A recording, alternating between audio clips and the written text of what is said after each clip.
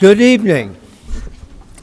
The Cypress-Fairbanks Independent School District Board of Trustees are now convened in a board work session on Thursday, April 7th, 2022 at 6 p.m. in the boardroom of the Cypress-Fairbanks Independent School District Instructional Support Center located at 10300 Jones Road, Houston, Texas, for the purpose of reviewing that portion of the Monday, April 11, 2022 regular board meeting agenda designated as action items and to hear designated reports and recognitions posted in the meeting notice as required by Texas law. I want to welcome the members of our audience and our television viewers to this meeting of the Board of Trustees. As the Cypress-Fairbanks Board of Trustees, we're here to set goals, listen to reports, approve budgets, contracts, personnel appointments, and make policy for the district. It is not the role of the board to make day-to-day operational decisions. The management and day-to-day operations of the district are the responsibility of the superintendent. We have policies and procedures in place to resolve concerns and issues. This is a public meeting of the Board of Trustees, not a meeting of the public. The meeting is open to all who wish to attend and hear the matters discussed. Audience members may not participate in the meeting outside the designated agenda items for citizen participation or public comment. Disruption of the meeting by any person, including the audience, is inappropriate and will be addressed by the board president or the board's counsel as the meeting parliamentarian. Continued or repeated disruption of any board meeting by words or actions may result in removal or loss of the privilege to attend the meeting. Prior to this meeting, board members received information related to items on tonight's agenda. Agenda items will not necessarily be handled in the order listed on the notice. During the course of this meeting, the board may determine that a closed session is necessary. In that event, the board will meet in closed session to consider matters duly posted for this meeting as permitted by sections 551.071 through 551.084 of the Texas Government Code. These proceedings are airing live on Comcast Channel 16 and the district website. They will also be available as video on demand on the district website following tonight's meeting. For the video to adequately reflect the proceedings, I respectfully ask that you please refrain from talking while others are speaking and that cell phones, like what I'm doing now, are turned off or in silent mode. Thank you for taking the time to join us this evening and for your interest in the Cypress-Fairbanks Independent School District. I would also like to take this opportunity to recognize our Community Leadership Committee members who are in attendance this evening. I think we have one, and that is Tana Lamb. Thank you for being here. The invocation, Pledge of Allegiance, Vision and Mission Statement, Board Comments, and Citizen Participation portions of the agenda will be presented at the regular board meeting on Monday, April 11th, 2022. We will now proceed with public comments, and we have one speaker this evening, Judy DeHaan.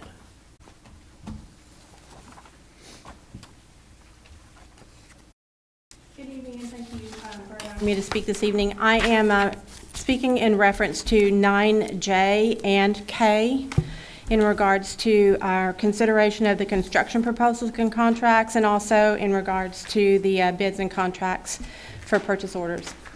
So in considering what happened then today regarding the HISD board investigation and indictments for witness tampering, conspiracy, bribery on programs receiving federal funds, and public corruption by HISD board president and administration, and in light of the fact that CFISD has used the same vendor for the equity audit, I would like to know how CFISD is ensuring that we are not and have not utilized the same vendors for our construction and maintenance projects, the athletic equipment and hazardous waste, and as such, contracts.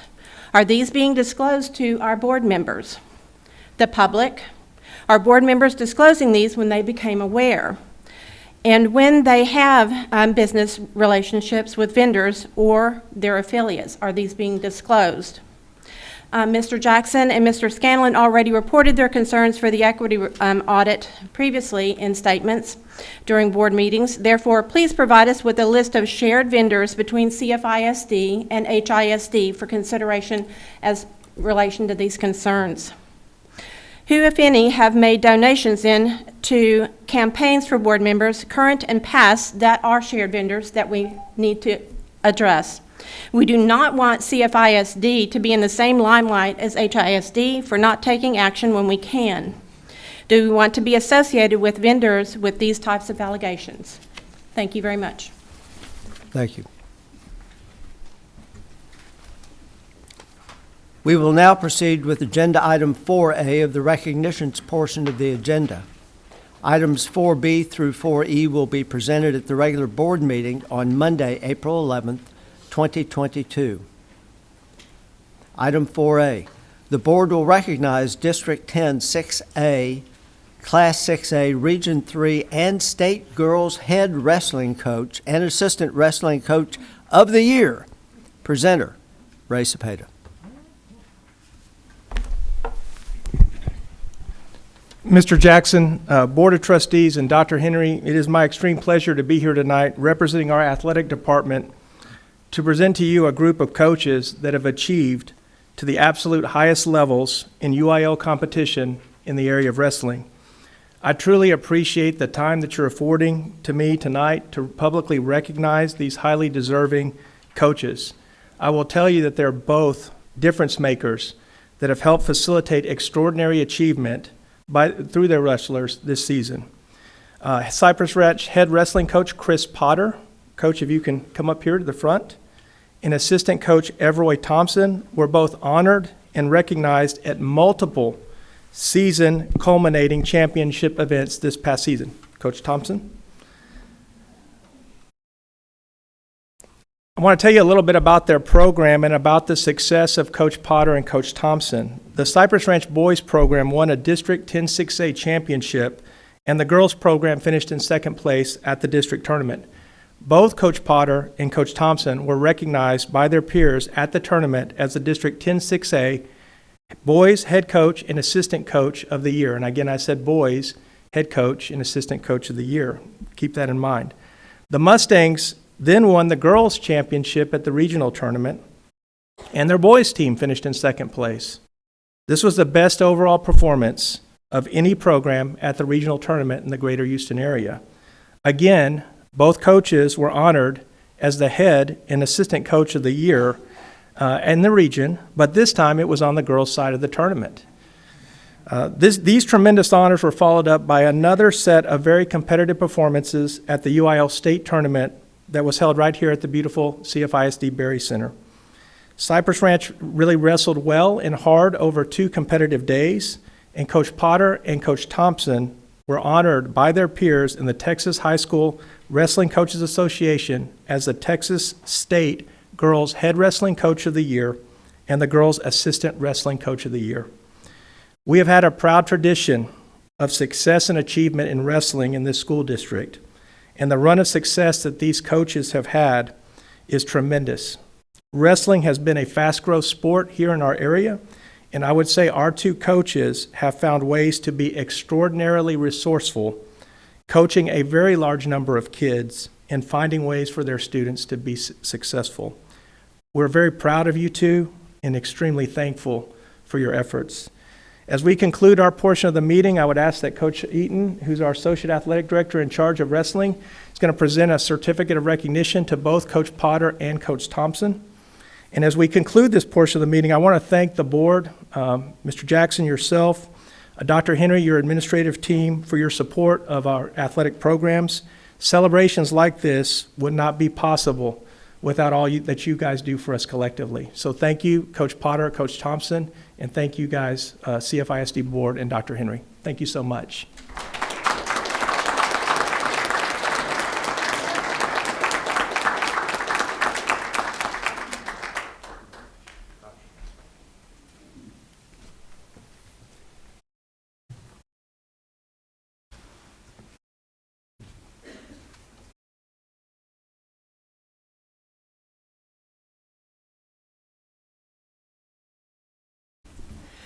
We want to take about a 2 or 3 minute break so that our honorees, that if you do not want to sit for the rest of the board meeting, I know it is scintillating and you really want to be here, But if perchance you wish to leave in that 3-minute break, please do so. And of course, the same goes for anybody else in the audience. So we'll reconvene in about 3 minutes.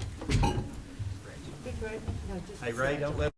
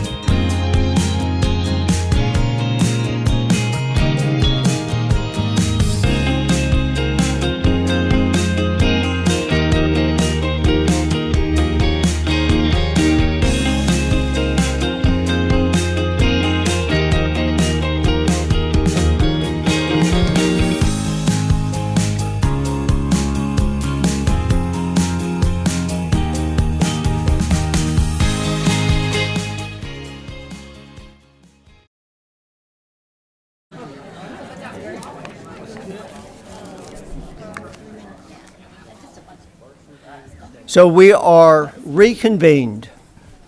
Before moving on, I would like to ask the other board members, their forbearance, if they would agree to reviewing agenda items 9A and 9B before we proceed with the reports portion of the agenda out of consideration for our guests, Jonathan Frails and Terrell Palmer, who are here to answer any questions we may have this evening.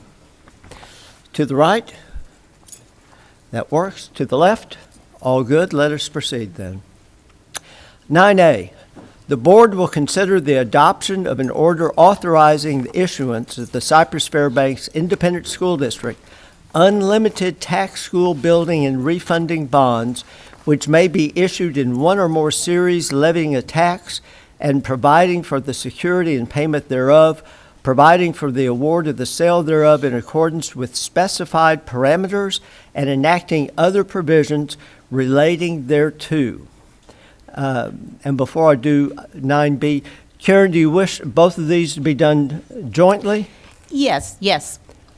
9B, the board will consider the adoption of orders authorizing the conversion of the Cypress-Fairbanks Independent School District variable rate unlimited tax school building bonds series 2014-B1, 2015-B3, and 2017-A2 to a new rate period authorizing the preparation of a remarketing memorandum and enacting other provisions relating thereto. Presenters, of course, will be Karen Smith, Terrell Palmer, and Jonathan Trails. Karen, the microphone is yours. Thank you, President Jackson. For the new board members, I just want to share with you how we go about selling the bonds. The first item is a parameter order. School districts can either do a negotiated sale, which is what our school district does, or a competitive sale. Competitive sales are more common in smaller school districts. The negotiated sales give the school districts flexibility based on what's going on in the market at that point in time. And so we are coming to you with a parameter order which will allow the district at the most opportune time to sell up to $300 million in new money bonds, as well as refund approximately $625 million in bonds if we choose to, if the market is right. And then also our variable rate bonds, being able to remarket those, which is a little over $145 million. The variable rate bonds, which is the second agenda item President Jackson read, those are shorter term bonds that had a remarketing period of 3 years, and we're ending that period. So in July, we will either remarket those bonds or we will fix those bonds out depending on what's going on in the market. And so that's one of the, and we look at those, it'll depend on if, we may fix them out depending on what's going on with the market and be able to refund those bonds. Also, we have some bonds that we might be able to do a taxable refunding for depending on what's going on with the market. I can tell you right now, I don't see that happening because those rates have gone up, but it gives us flexibility based on what's going on in the market. So I would like to introduce tonight, we have Jonathan Frells with Bracewell. He is our co-bond counsel, and we have Willie Coleman with Bates and Coleman, who is also co-bond counsel. And then I'd like to ask Terrell Palmer to come up, who's our financial advisor with Post Oak Municipal Advisors. And we just have 3 quick slides that he'd like to share with you about what's going on with the market right now, because it has been very volatile. Good evening. Again, it's Terrell Palmer, and usually I like to attend board meetings and have nothing but good news. But unfortunately, as you can see from the slide, interest rates have gone up quite a bit over the last 3 months. As you can see, really starting December 31st, interest rates are probably up as much as 100 basis points from where they were. So don't get mad and go, well, why didn't we sell all of our bonds when interest rates were very low? I'm happy to report that we did sell over $1.2 billion worth of bonds in that trough, in those low areas.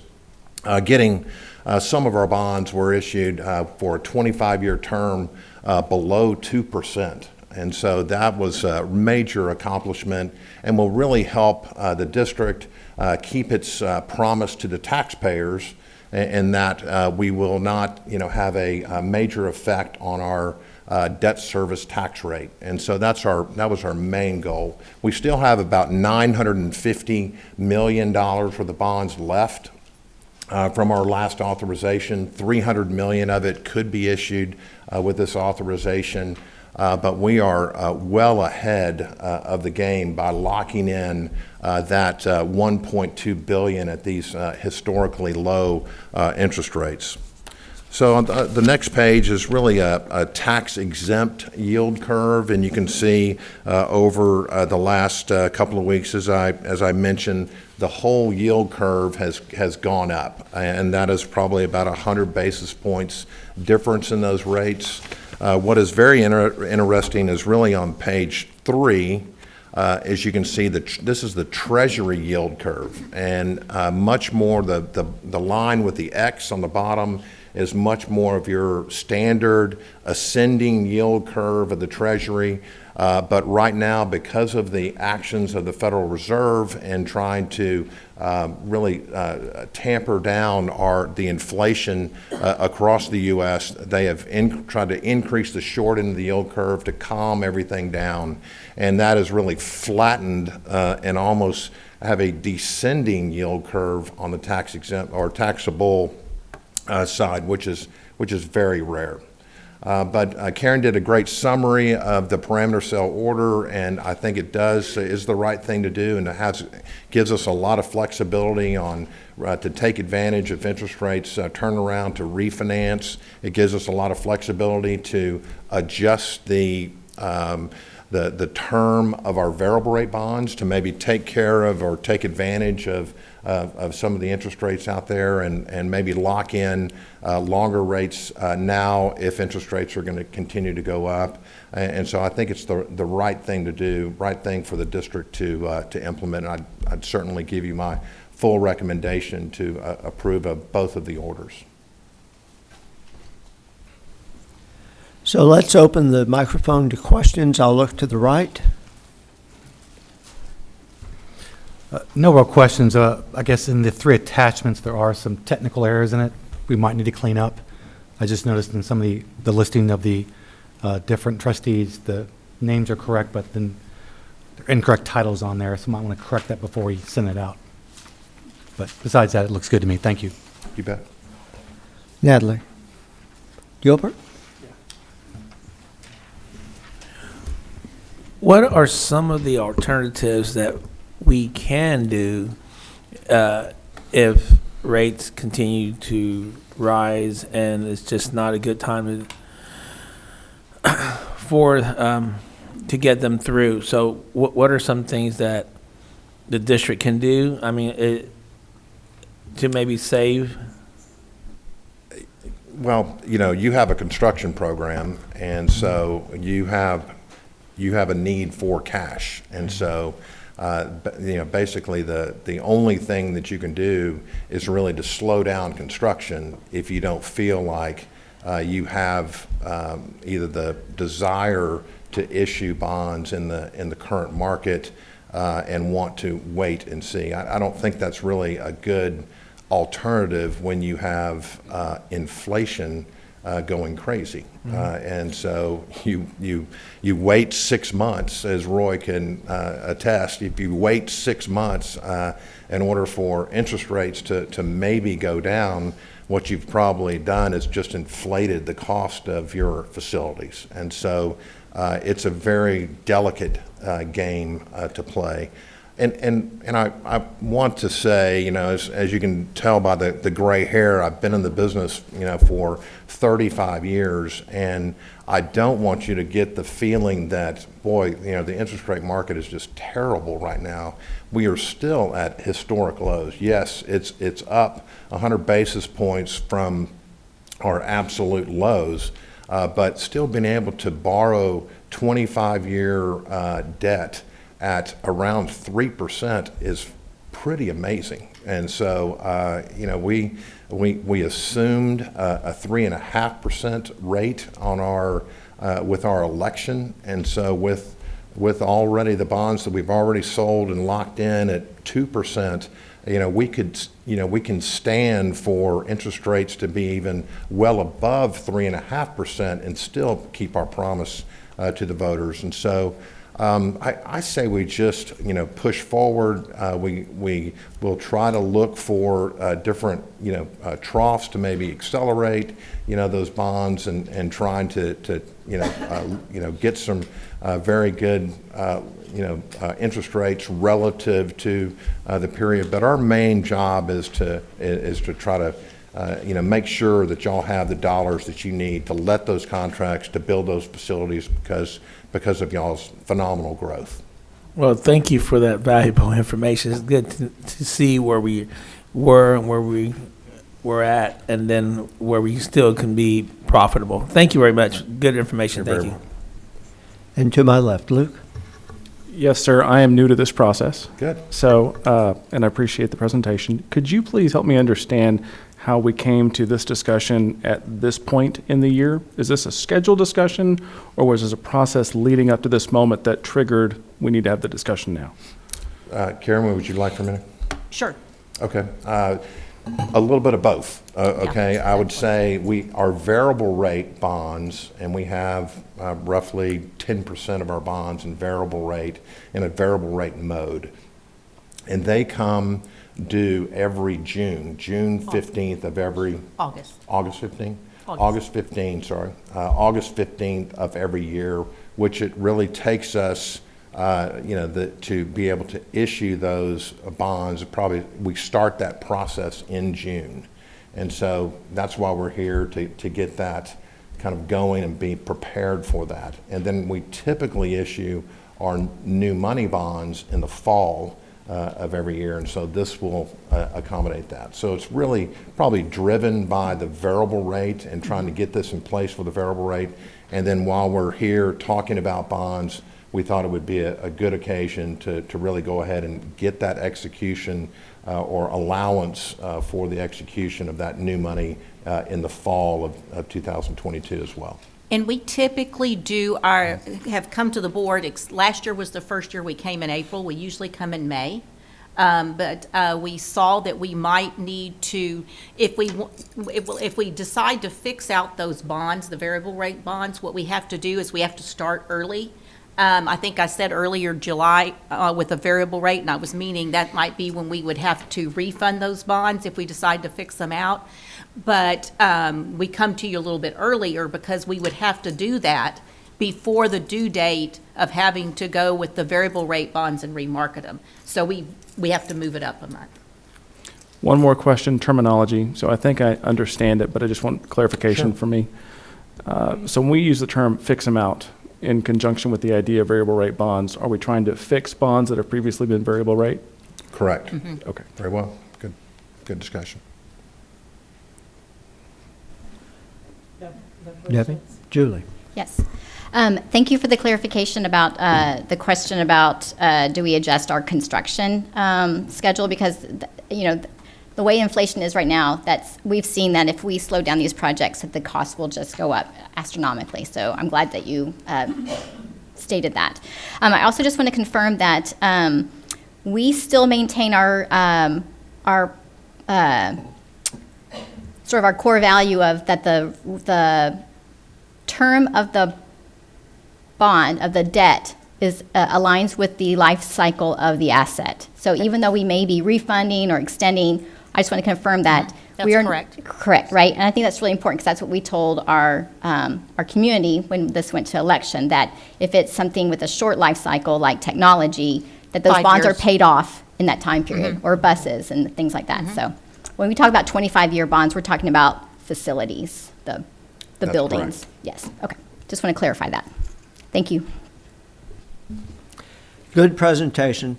A point that I would like to emphasize, back in the days when I used to have hair and I was CFO of a public company, I had a Swiss franc offering that I had to ride herd over, and the interest rate hit 22.5%. Oh, wow. And that was not the only company I was CFO of that had bank interest rate far in excess of 15, 17, 18%. Comment very briefly on what you've seen. You've been in the business for 35 years. You touched on the fact that even today we're in a historically low rate environment, but kind of sketch it out for us so that both we but also the viewing audience are reminded of the fact of where we are in interest rates. And you can let me know, in your opinion, do you think the sky is falling or is not falling? Well, you can see from this graph, which is really over the last 10 years, you can see that and this is a tax-exempt bond index, and you can see that there was a brief period where we were at 5% on these a tax-exempt bond, and so we would have been issuing our bonds at roughly 5% at that time. And since that time, we had a great run from 2013 through 2016 as we dropped almost 200 basis points. had some inflation scares for the next several years, going back up to about 4.5%, and then really with trying to stimulate the economy after 2018, you can see interest rates really dropping quite a bit. And then with COVID, the federal government having to try to keep the economy alive in this new normal from 2020 through 2022 really made every effort to try to bring down interest rates as low as possible. So I would say generally through my career that started in 1985, interest rates have gone down over that period of time. When I first got in the business, like you, tax-exempt issuers were selling bonds at probably 7%. And so we have just gone straight down generally over my career. Have there been, short periods where interest rates have gone up considerably? Obviously, in the last 10 years, you can see these. And we will have times like that where you'll have interest rates that go up. But our job in helping your finance department is really not trying to pick an interest rate market to make sure that you're issuing the bonds at the absolute lowest interest cost. We're there to help you with your construction needs, and then to alert you of any refinancing needs that can provide debt service savings to your taxpayers. And so we're trying to help your construction program to be able to deliver those facilities to the kids. And there are going to be some periods where you have to issue bonds in a interest rate environment that might be higher than it was 2 months before. Mr. Jackson, if I may add too to that, something that's going to probably benefit us right now, next year or two, is our property values. Harris County Appraisal District said that property values are much higher. And so we benefit, I guess you could say, on the interest and sinking side somewhat from that. It's not compressed like the compressed tax rates. And so that may help us also offset the cost associated with selling those bonds if interest rates go up. Thank you. And both of y'all have indirectly answered two perfunctory questions, but the questions have to be asked if we are going to vote on this as trustees. One question is, will the buying public have an appetite for these bonds? We certainly don't want to go forward if there's not an appetite in the range, and granted it's a parameter offering. And then secondly, with the anticipated increased interest rates, are we still able, is it still within our cash flow projections to retire these bonds in a manner that we had originally projected, or better than what we originally projected? So those are the two questions, and I'll let you all answer them in whatever fashion is appropriate. Okay, I'll try the first one. So in any uncertainty across the world, there's a term they call flight to quality, and that is people start selling more riskier obligations or instruments and moving to the highest quality bond or instrument for safety.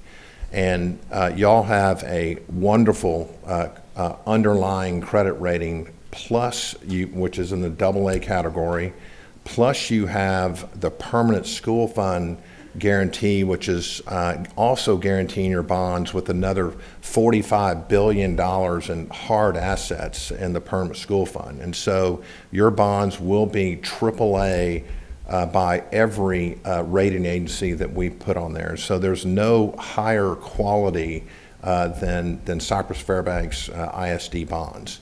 And so I feel like they're There could be some tough days in the market from day to day, but I think there will always be a market for Cy-Fair ISD bonds. Jonathan and I both sold over $400 million worth of bonds for Lamar Consolidated 2 weeks ago, and the bonds were snapped up, and they were very enthusiastically received in the market. So I think there is some benefits to this flight to quality, and there's no higher quality than your bonds. Thank you. And Karen? And can you repeat the second question? Right. One, we want to know, will there be an appetite? And then secondly, if there is an appetite, can we retire the bonds as projected? Yes.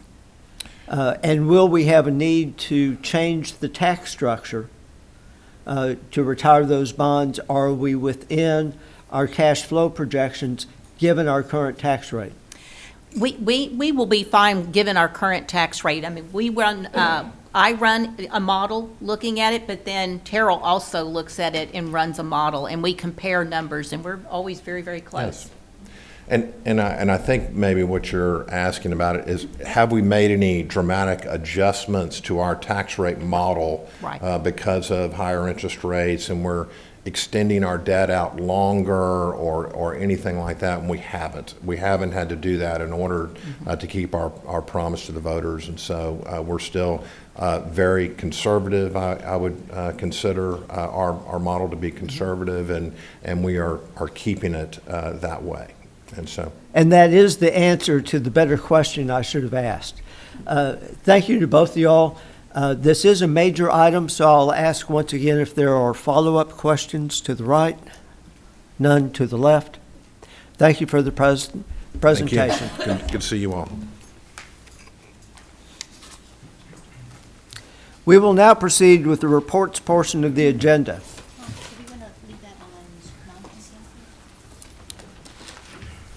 Yes, we'll leave this on non-consent agenda going forth, simply because of the size. Thank you. 7A, the administration will provide a report on the Cypress-Fairbanks ISD demographic update completed by Population and Survey Analyst, also known as PASA. Presenters Teresa Hull, Stacy Tapera. Okay, good evening. It's our pleasure to present to you our updated demographic study. Annually, Population and Survey Analysts provide this report to the district, and it's really instrumental in assisting us in looking at and developing our long-range plan as it relates to future student enrollment, new campuses, possible attendance boundary modifications. So there's really a very, very extensive report. They're going to provide you an executive summary this evening, but you'll be able to access the more extensive report. And if you would like a hard copy, we can get one. It's in a huge, thick binder, though. But if you want the electronic version, you'll absolutely be able to access that online. So I'm going to turn it over to, with us this evening, we have Justin Silhavi with PASA, and then Dr. Stacy Tapera. All right, thank you. I believe for many of you, this is probably the first time you've seen us here at a board meeting. So I will go over a few things, our methodology as I go through this, but I don't want to dwell on that because you do have a full report. The binder's right here, it's huge. So without further ado, I'm going to jump right in. We are demographers, so our focus is really people, and in your case, of course, in any school district's case, students. And so, that's our focus. We have to focus on housing as well. That's a big chunk of this report. But we also are somewhat interdisciplinary. We have to know a little bit about everything: facilities, the economy, what's going on, viruses now. There's a lot to think about as we project forward. Every school district is unique. Every region is unique. In this district, things like floodplains matter. And so I start this presentation off with the economy, and actually there's already an error on here. I've noticed it just because we've gotten new data since we published this and spoke to admin. Houston Metro is actually at 98% job recovery going back to February 2020. So basically, we've fully recovered from the COVID losses in early 2020. And the Greater Houston Partnership expects us to continue gaining jobs. The outlook for 2022 was about 75 to 80,000 jobs created this year. So new home construction has really been a hot topic in economic news until late. So the last 18 months or so, we've seen these historically low mortgage rates. And we just heard about these increasing interest rates. So we have to think about that too. So we're always fairly conservative as we move forward. We are still in a period of very robust building, not just here, but everywhere in general. So in some markets are still have very low existing homes on the market. So we have to think about those things too. Sometimes there's a lag as the market goes up and down. But just know that is on our mind, the interest rates rising. But we still have a lot of housing growth that I'm going to get into in a minute. And so my first couple of slides here are just going to be some general overview slides. I want to show you this. We don't yet have TEA data for every school district for this school year. But if you look 5 years from 2015 to 2020, Cy-Fair is sitting at just shy of 1,000 students growth. Now, don't forget that includes 2020, where we had a big loss, but that puts you 15th in the metro area. So we expect that to go up this year. Your absolute increases in students are slowly declining just because you're really approaching that build out, which I'll talk about later as well. So let's talk about that growth over the last 20 to 30 years. Those bars there, the red bars, are your elementary population. And when you see that peak up there of close to 4,000 students added in one school year, that's back pre-recession, 2005. That was when you were adding a lot of babies to the district and a lot of houses at the same time. Both of those variables have declined over the years. And then in the last 5 to 10 years, we've added charter school growth on top of that. So we're just seeing fewer and fewer young students in the school district. That negative bar there, that red bar, was 2020, where we saw very young cohorts essentially withdraw from the schools because of COVID. We saw a bump up in 2021, but as you can see, the bump up does not match that decline in 2020. We haven't gotten there yet. We estimate you could still be missing at best 1,500 students that were lost due to COVID. I'll get into what we project the rebound to be later on, but we don't expect all of them to come back. They have options. They have virtual school options as well. The kindergarten population is something you need to watch. And we've been talking to admin about this for several years now. Statewide, the births, especially in districts that are mature like yours, have declined over the last 4 to 5 years. We haven't seen that slow down yet. We're continuing to see a little bit of a birth decline. Next slide shows that even better. But this is your kindergarten population as a percent of your overall enrollment. So you can see, going back to the 2000s, you had almost 8% of your enrollment in kindergarten. And now that's below 6.5%, roughly 6.5%. So as that smallest cohort, the youngest cohort, shrinks, you can expect that shrinkage to kind of make its way through the system. And these are those annual births I mentioned a second ago. The bars in blue were babies born between 2010 and 2016, and the orange beyond 2016. So basically, blue is any child that's age 5 or up in the school system. Orange, they haven't quite made it here yet. So what you can see is we've kind of hit peak births here in Cy-Fair. This is not unusual for school districts such as yours that are building out and reaching that point, but we're expecting fewer and fewer kindergarten students because of that. Now, granted, your housing, you still have a lot of housing being built in the district, so that will counter that loss.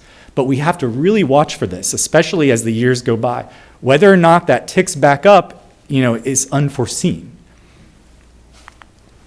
So let's talk about housing real quick. One thing that we do is we look at every piece of land that could be built on in this school district, whether a developer owns it or it's owned by a private citizen or, Harris County Flood Control District. We want to understand who owns the land and how it could develop and when.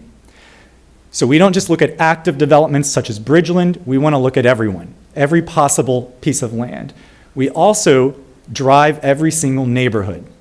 So we know how many homes are under construction and occupied when we get your student data. So we can align that student data to the number of homes occupied and get averages, ratios of students per home. That helps us project forward as we look over the next 10-year period. We have a couple of big additions to our housing projections that we added this year. We didn't necessarily add them, but we accelerated growth. I've numbered them here 1 through 4. Number 1, not just in Cy-Fair, but everywhere, we've been seeing these build-to-rent communities pop up. And basically, they look like single-family homes. Maybe they're a little smaller than your average single-family home, and they're a little denser. And we have a couple that are planned now. One is in Bridgeland, and one is at Avalon at Cypress across Grand Parkway, so on either side of Grand Parkway. Expect more of those in the coming years. We've really seen developers hone in on that demographic and that market.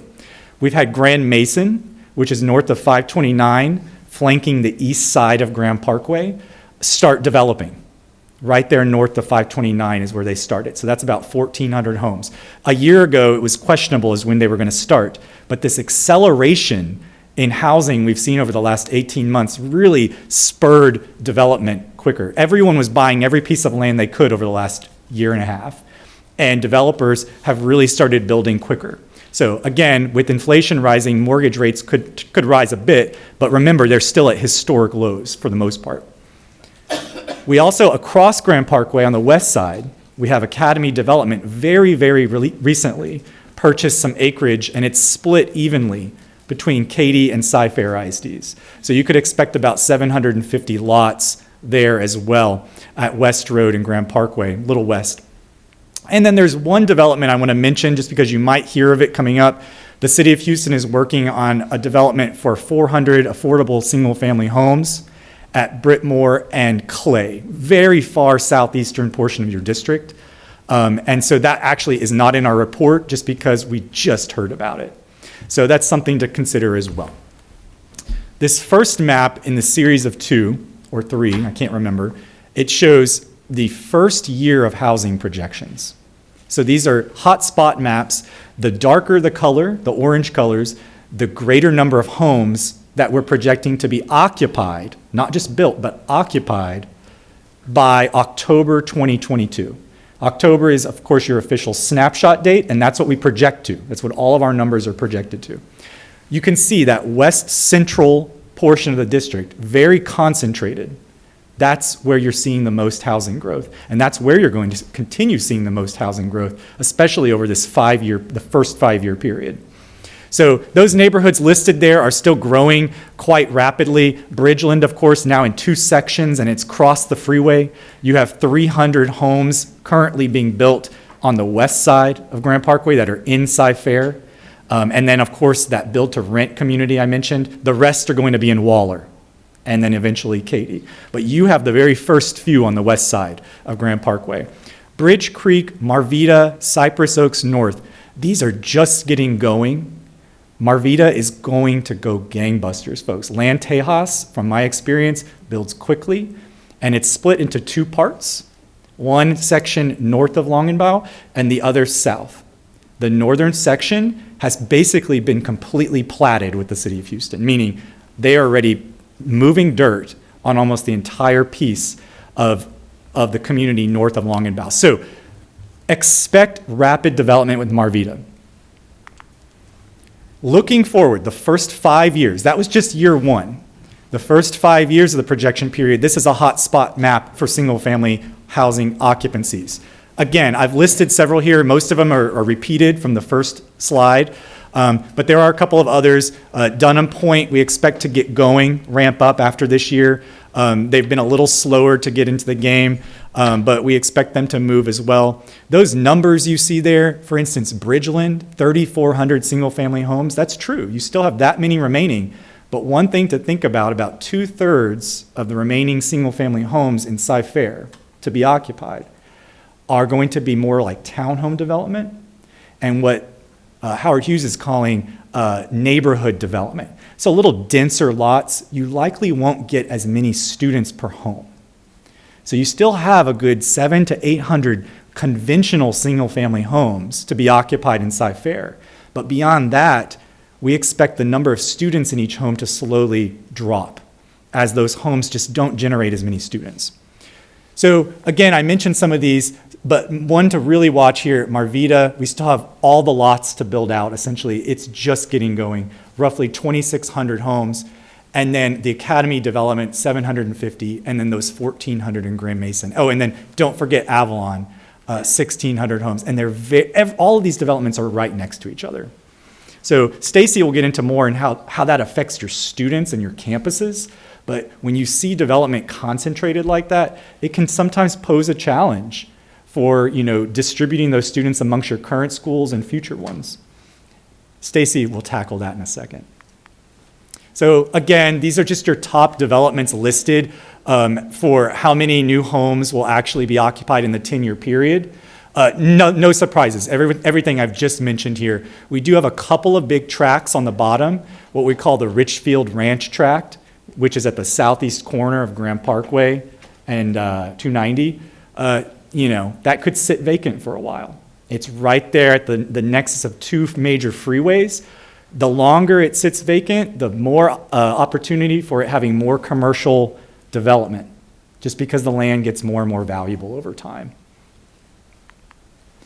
So, another colorful bar graph here, but I love this one.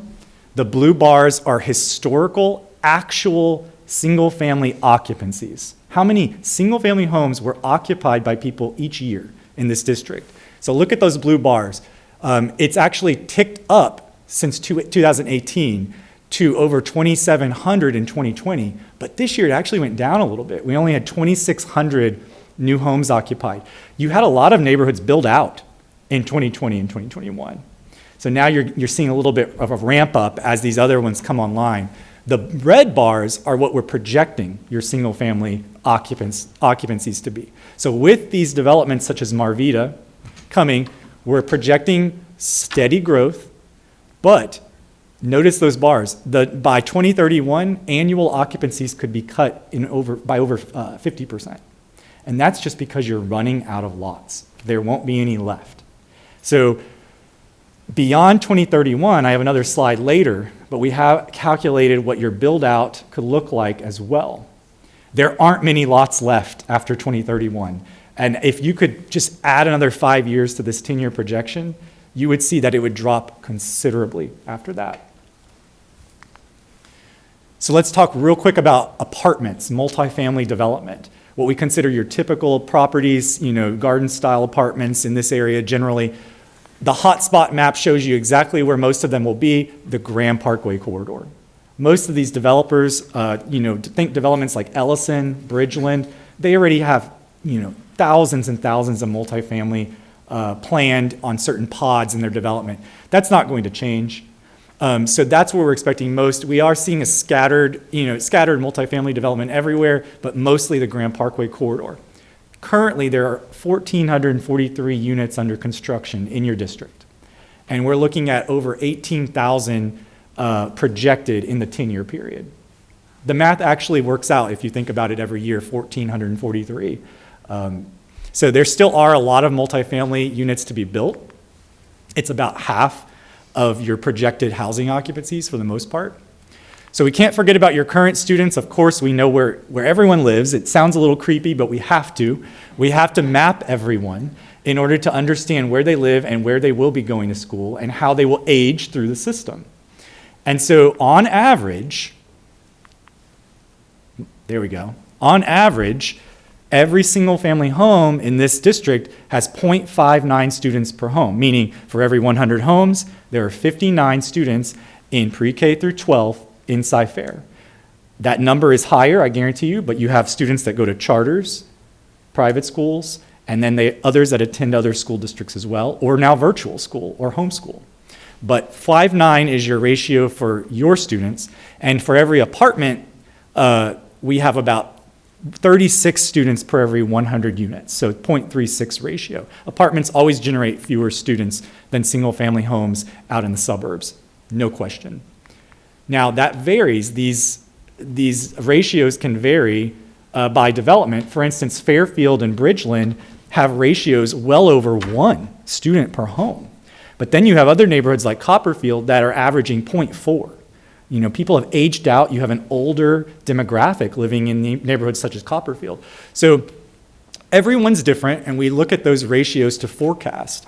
So let's talk real quickly about where students are going instead of Cy-Fair.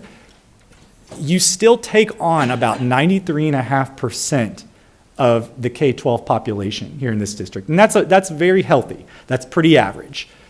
But I want you to focus on those bottom 3 bars, the students attending private schools, charter schools, and nearby districts. We survey private schools, we collect data from charter schools and the TEA, and we survey some charter schools as well.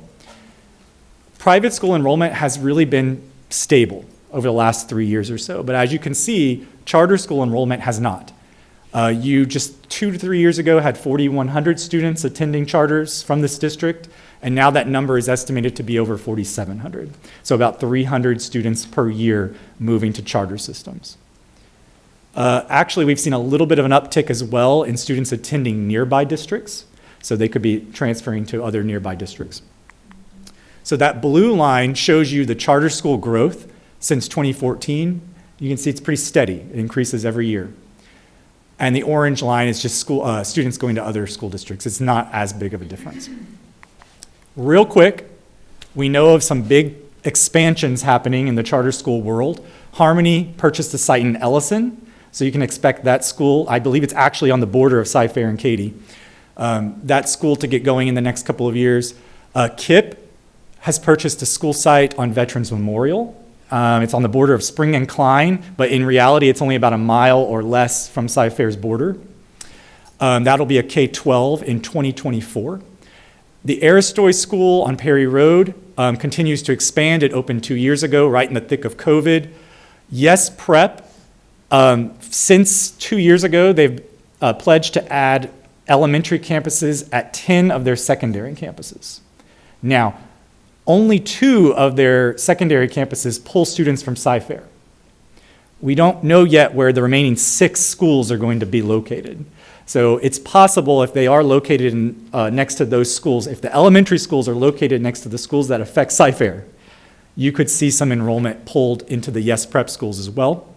And then we do know that Cypress Christian is relocating from the eastern part of the district to the western part of the district. I don't expect that to have a huge enrollment change. It could change who actually goes to the campus, but you won't see a big change in enrollment from that school. Now, how is this going to affect your growth long term? We're showing you the moderate growth scenario here. We do a low, a moderate, and a high.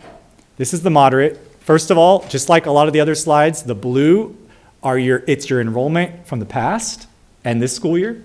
Red is looking forward. So as you can see, in 2020, your enrollment took a big hit due to COVID. We've rebounded a little bit in 21. We expect a little more of a rebound in the next year or two.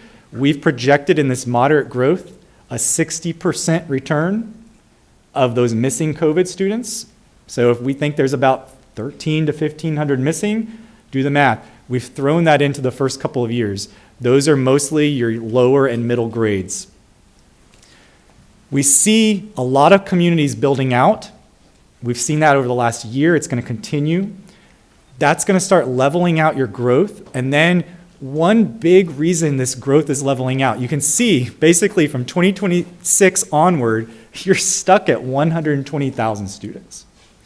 We just haven't seen the births increase. And so it's really difficult to see actual increases in the lower grade levels because of that.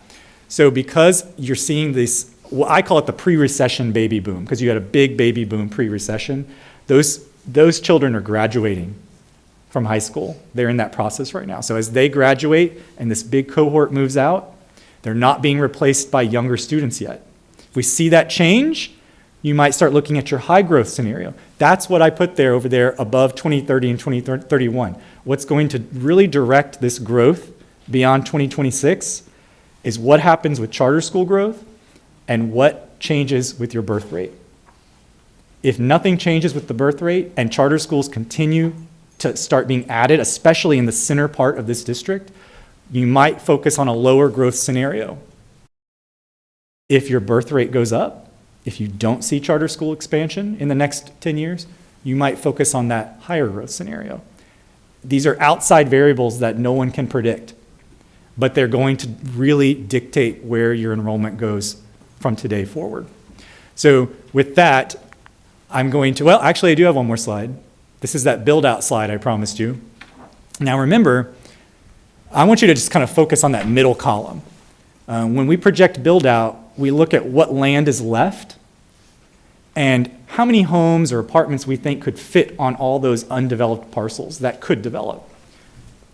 We believe beyond 2031, you could still have 6,500 apartments built and occupied in the district on top of the 18,000 in the next 10 years. And then in terms of single family, another only 3,600 on top of that 19,000 projected in the 10-year period. So as you can see, beyond 2031, there aren't a lot of options for builders. It's really starting to dwindle fast. So every year you're going to start seeing lower and lower housing growth in those very far out years. So with that, Stacy will come up and she's going to talk all about how all these this concentration of housing and all these other factors affect your actual campuses. There you go. Thank you. Good evening. You have been very patient and heard a lot of information, but believe it or not, that really was the very brief executive summary of all the information that's in the binder.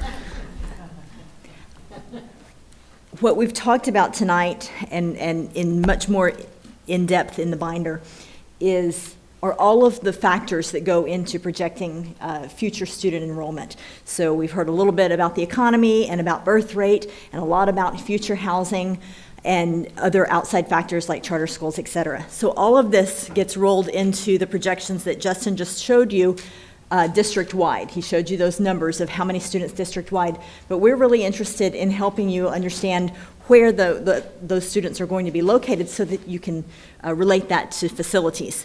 So this hotspot map is similar to the ones you've seen before. In the red on the west side shows the hotspots, but in this case, these are additional students, whereas before we were looking at additional houses.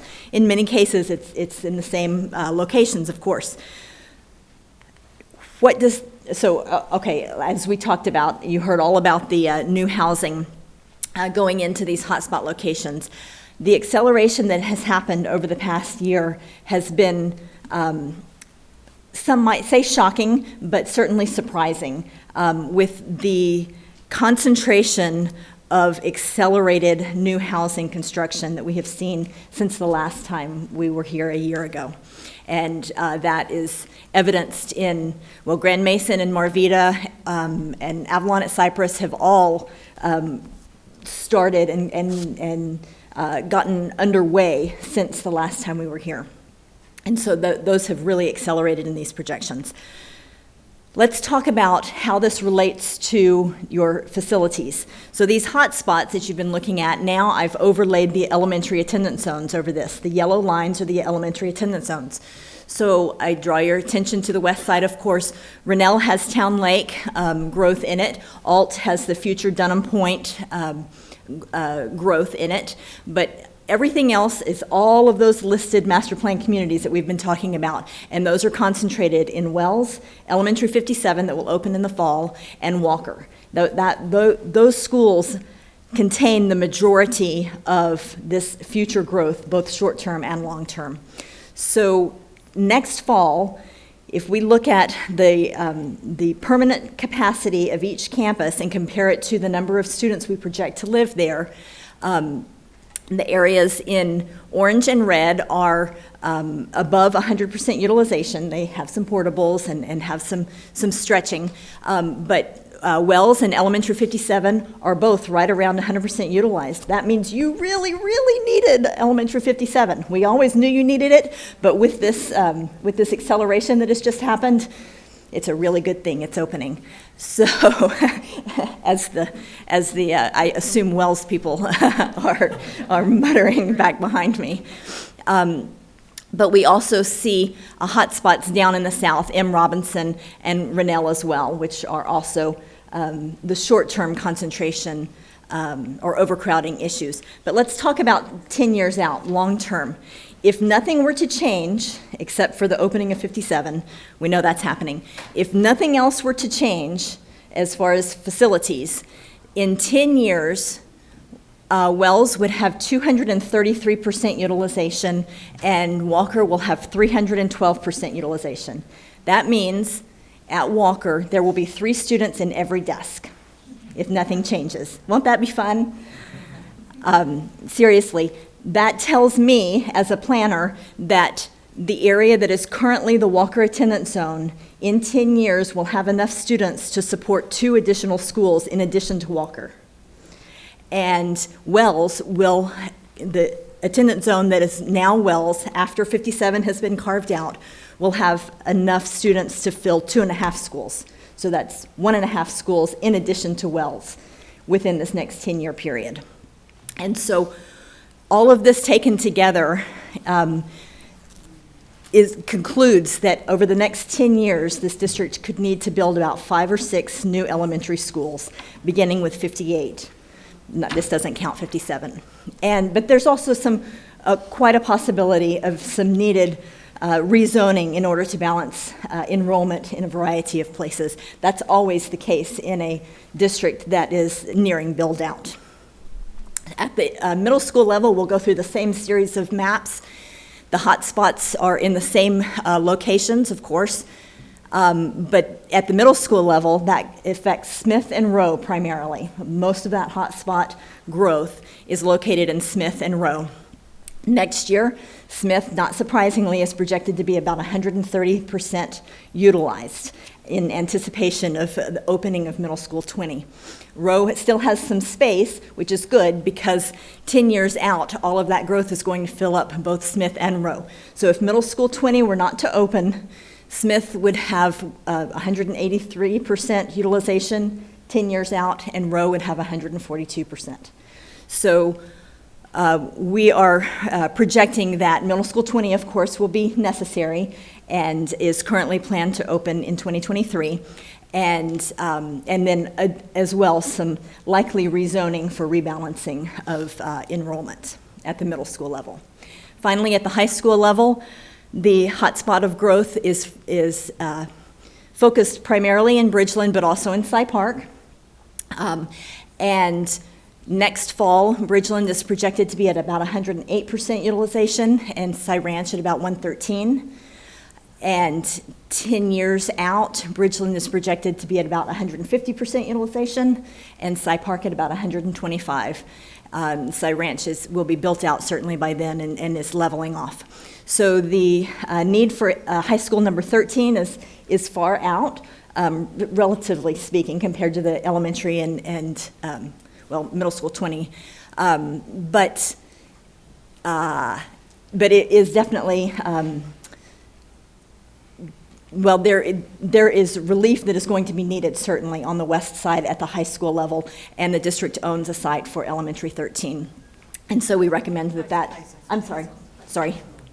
high school 13. And so to summarize, what I've told you is this housing acceleration that you've seen over the past few years will continue and result in about 5 or 6 new elementary schools, 1 middle school 20 and 1 high school 13, beginning with elementary 58 in 2023. And so with that, we can answer any questions. You've heard a lot of information. Excellent report. Let me turn to my left for questions. Luke? Debbie? Just one comment. I've been on the board for 7 years now, and I think this was the best presentation we've ever had. It was very concise, so thank you very much for all the work that went into preparing it. Julie? Also, thank you. I look forward to digging through the information when we get the full report. It's fascinating information for those of us who like to kind of geek out on that kind of data. But I think it also helps give us understanding what to plan for and prepare for in the future. But also it gives me a great appreciation for previous boards who dealt with incredible growth over the last several years and building so many schools in such a short period of time to accommodate such growth. We always talk about we're close to being built out. Like I've heard we're 87% built out or 88%, but to see where that is coming is exciting to see that for our district. And even though you're nearing build-out, it's going to be a Still wild growing ride in a the lot. next few years. Yes, right, yes. Thank you very much. To my right, Scott. Yeah, just a quick question. On your data and the presentation you showed, do economic factors such as housing costs, housing costs have gone up tremendously. Do those change the data as far as the student populations go? So, it used to cost $200,000 to buy a house, now it's $400,000. Does that change where people might be buying houses now? Does that affect your data at all? Yeah, it can, unless all houses are going up, right? So that in general, in the last few years, what we've seen is most housing values going up. So you haven't seen that big of a change in where people are moving.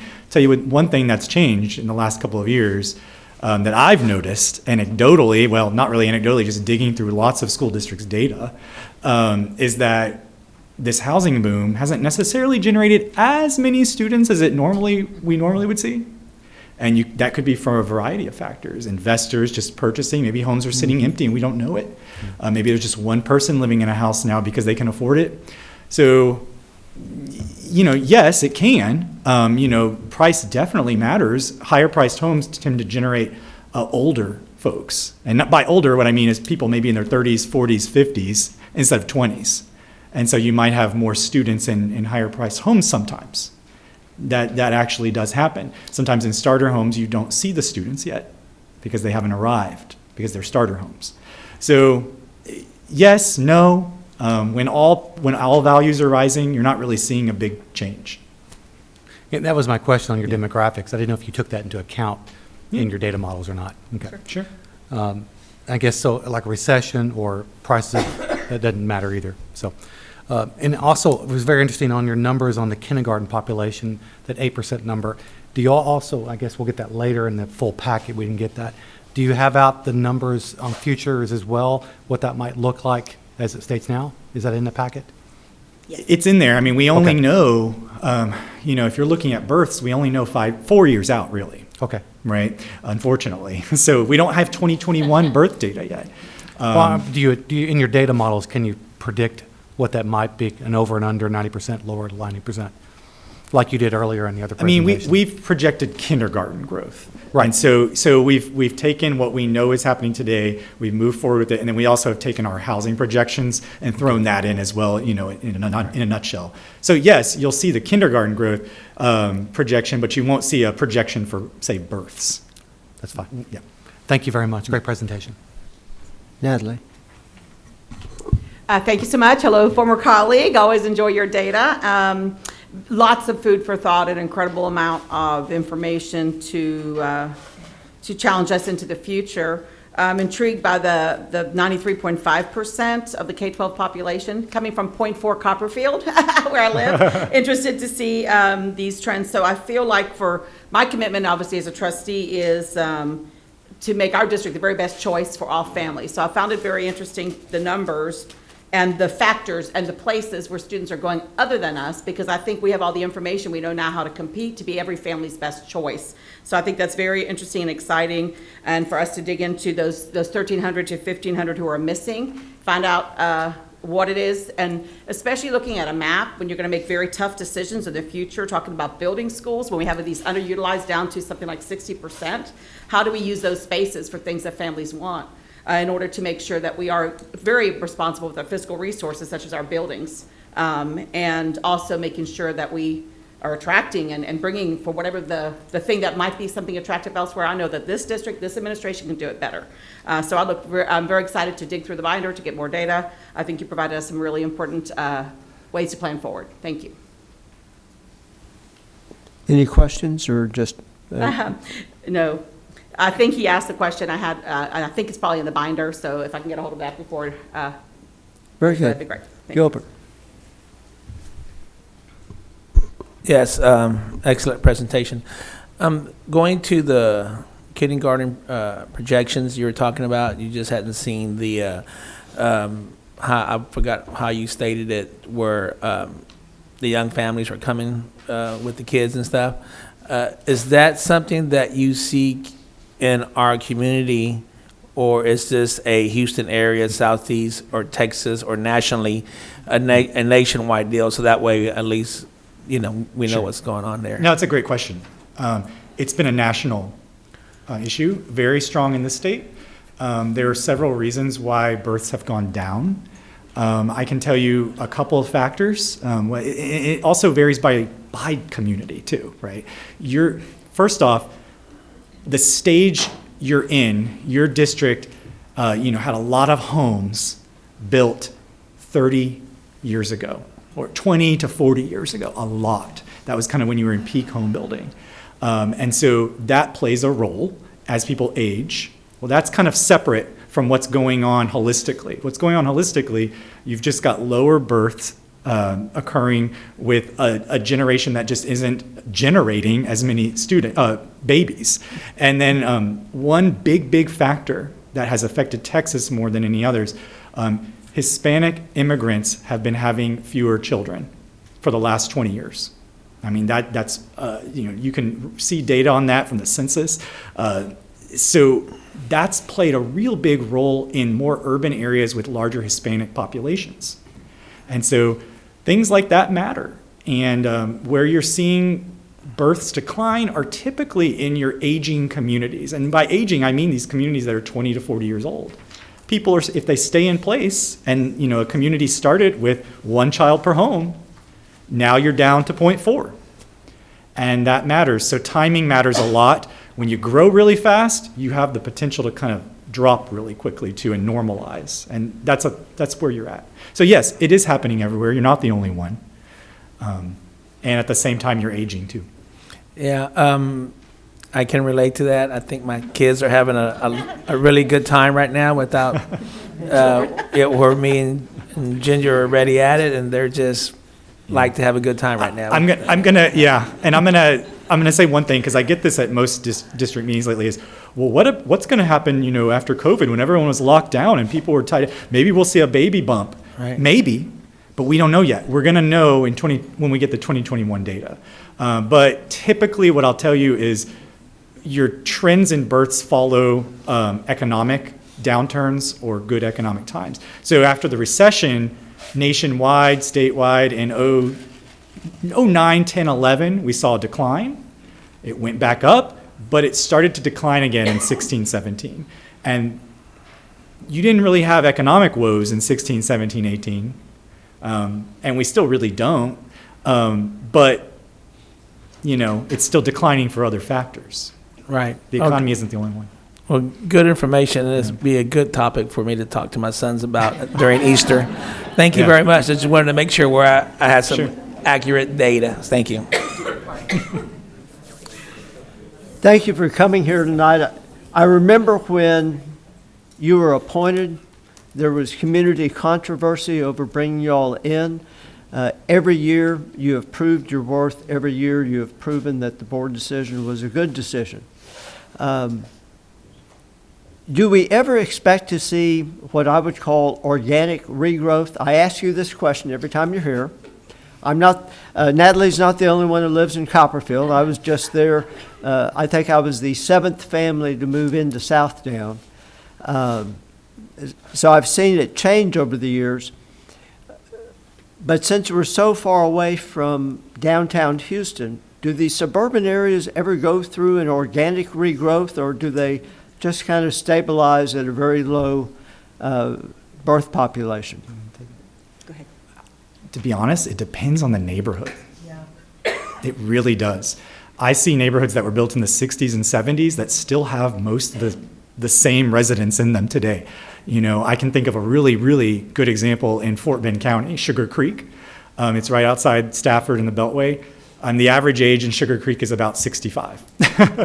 And that's very high. One time we had a superintendent quip, "Oh no, those people are going to be buried in their backyards. They are never leaving." Yeah. And Not here. So some of the very popular master plan communities tend to, you get those high numbers and then they start dropping off because no one really leaves. This happened in Spring Branch is always a good example, the southern part.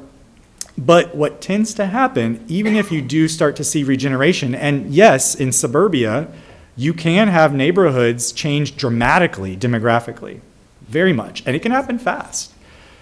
But you often rarely get back to that peak. So for instance, I've mentioned Bridgeland and Fairfield at over 1 child per home, because these are homes maybe that are 10, 15 years old. And now all of a sudden there's a peak, and they're going to start going down. You will start to see that over the next 10, 15 years. But to get back up to that peak, you have to pretty much wipe everyone out and start anew with people who are all having babies at the same time. And that doesn't necessarily happen. You tend to stagger it. You know, a portion of your population stays, another portion moves 5 years from now, and then it just becomes a little more normal. Now, there are economic forces that can change the makeup of a neighborhood. And those, you know, have yet to be seen in a lot of places, but then you're going to have to also think about countering that with charter school growth. And trust me, don't even think about the possibilities, because they can probably make your brain hurt. They make mine hurt every day. So unfortunately, we don't have a crystal ball. But to answer your question, yes, neighborhoods can change, but not all of them. They're all unique.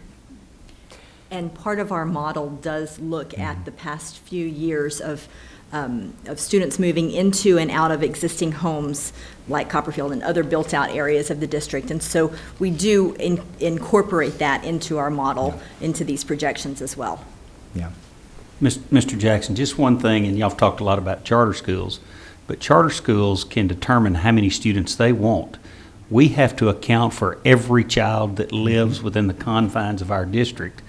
And I don't plan on losing kids to charter schools. I plan on taking theirs. You know, in terms of forecast, when I first came on the board, we were about 47% economically disadvantaged.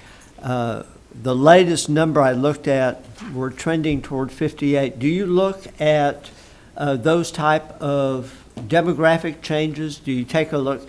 Legally, we are required to look at demographic subpops as well. In your analysis, do you look at that as well? Yep, we sure do. Do you have anything of interest to share with us in that regard? Honestly, not really. But if I did, I would. And, you know, there are often specific parts of a district. You're so large, you will start seeing areas eventually that change rapidly demographically. You know, we've seen it in the southern part of Klein ISD over the last 10 to 15 years. And so there it does matter. So their economically disadvantaged population, for instance, has really gone up a lot in that portion of their district, but now they're being affected by charter schools a little bit too. So there's a gray area.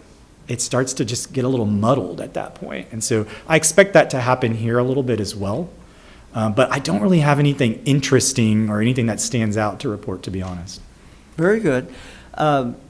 We know that across the country, literally billions upon billions of dollars have gone into buying property for hedge funds dedicated toward buying houses and then renting them out. And in fact, perhaps the largest discovered that that was not a good economic model, and now they're trying to sell off that inventory. Have you seen very much of that activity within our boundaries or within greater Harris County? Oh yeah, there's some estimates that 20% of all homes in suburban Harris County are owned by investors. You know, I've never actually done that math because I don't exactly know who's an investor. Right. Exactly. I can't determine that, but I've seen numbers that high. So yeah, it can matter, and it can matter as interest rates go up. I've already been hearing rumblings that investors are starting to not, apply for as many mortgages or purchase as many homes. So, that can be expected, and it can change, the makeup of who's living in them. Maybe fewer transient folks, as they sell some off. So yeah, it's happening. It's happening pretty much everywhere. There's a Built to question. rent is happening too, right? Right. There's a question I ask of you each and every year you're here. I often say I stopped having original questions a number of years ago, but the questions can be answered either by you or by Roy or jointly. You have somewhat answered the question already, but I will ask it with a little more specificity. Are there any schools that are on the drawing boards that we should not build because we do not have need for them? Because you painted a picture of, if not declining population, at least perhaps stagnant population. So one of the things that goes into the analysis that we give to the administration, our long-range planning analysis, is there a way to rezone the existing population into less utilized campuses in order to postpone the need for some schools? And that has already been done and taken into account in the information that we have provided to the administration that they have been using for the past several years. And we see that from time to time when management comes to us and wants to rezone children from one neighborhood to another and have our constituents very unhappy with us. So we can say y'all are the cause, right? Blame it on us, because we're going to drive home tonight. Thank you once again for a thorough presentation. I have no other questions. Roy, did you want to add anything to that? No, everything we have on the boards is meeting the schedule to handle the growth that we have in the district. 57 and 58 are both under construction. 57 will open this August. 58 is scheduled to open in August 2023, as well as middle school 20. And we currently have elementary school 59 in design, and that is scheduled to open in 2024. That's all of our new buildings. And that includes everything that's in our bond program through 2019 bond program. So what y'all planned many years ago is still tracking very nicely with what our demographers are saying is likely to happen. Yes, sir. Excellent. In fact, at one time, we were looking at middle school 20 to open in 2024, but based on the report, we actually accelerated to move up to 2023 to deal with the accelerated growth we're seeing in that area. If you recall, we took Smith down to like 700-800 students, and it's already doubled back in a short period of time. So, Very good. Thank you for a good presentation. And Roy, thank you.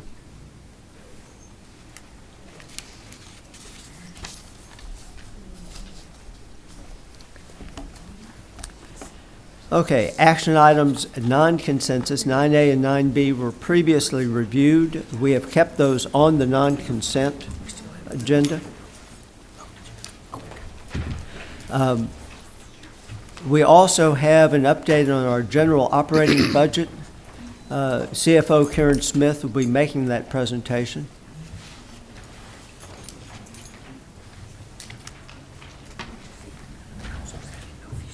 Waiting for them to. Thank you, Mr. Jackson. Dr. Henry, as you know, over the last several years, I've come back to you with updates over the budget because there's been so many things changing due to the coronavirus pandemic. So I would like to kind of provide you an update associated with where the budget is now. But first, what I'd like to share with you is how that budget, what we took into consideration when that budget was adopted in June. At that period of time, first of all, we did not know, we knew the available federal funding available, but there was a timing issue of getting information from the Texas Education Agency associated with the ESSER II funds, as well as the remaining 1/3 of the ESSER III funds. And that funding is the stimulus funding that the district received through the federal government that you may have heard about the 3 different federal government funding options for the school districts. And so the timing of that was right before the board meeting of when we started hearing how they were going to release that money. One of the things that was the TEA, Texas Education Agency, said is we could not offset the cost that we had in the general fund budget with those federal stimulus funds until we had received an approved grant award from the Texas Education Agency. So all of those costs were shown in the budget at the time, and the board adopted a deficit budget. Then also we budget to fill all positions, all the positions, and we are going to spend 100% of the money that we budget, all the costs that we budget for supplies, contracts, etc., within our budget. However, we were comfortable with all of this because we knew that we had the federal stimulus money coming that we could recode some of those expenditures to, as well as the district had a very hefty fund balance, general fund balance. So some of the factors influencing the budget since the budget was adopted in recent times that we've been dealing with, first of all, is the TEA changing guidance. And TEA has been changing guidance just in response to the pandemic. And that is, when we started the school year, well, actually last school year, as well as this school year, districts were planning budgets thinking that we were going to be recovering from the coronavirus pandemic, when in reality, right before school started, things changed. So TEA, as well as the districts, had to turn around and make alternative plans. One of the items that we also related to this, where we had changing guidance, is the temporary virtual learning.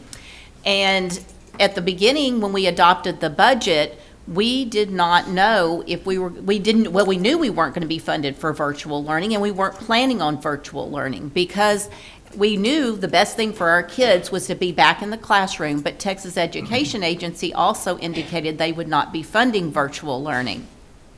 However, the pandemic got worse right before school started, and our parents were very concerned about their children, and they wanted an option of virtual learning. So we offered a temporary virtual learning option to our students that were not eligible for the vaccination, which this would have been the kids in K through 6th grade that we offered this option to. Then after school started, TEA basically came back and said, we're going to do some type of funding associated with virtual learning. We had already started school started the virtual learning option prior to TEA giving us those guidelines associated with virtual learning and which kids would qualify for funding. So based on analysis of the kids that were in the virtual learning, about 47% of the students out of 4,000 qualified for average daily attendance funding through the Texas Education Agency. So we probably will lose about $5 million in funds associated with virtual learning that for the kids that did not qualify for funding. Also, as you well know, we've had inflation and supply chain issues which have affected the budget because, for example, fuel, electricity, and some of our other supply costs. Also, an item that affects the budget is property value appeals.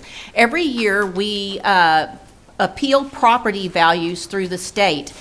For the new board members, our property taxes are paid, are calculated based on the appraisal values from the Harris County Appraisal District.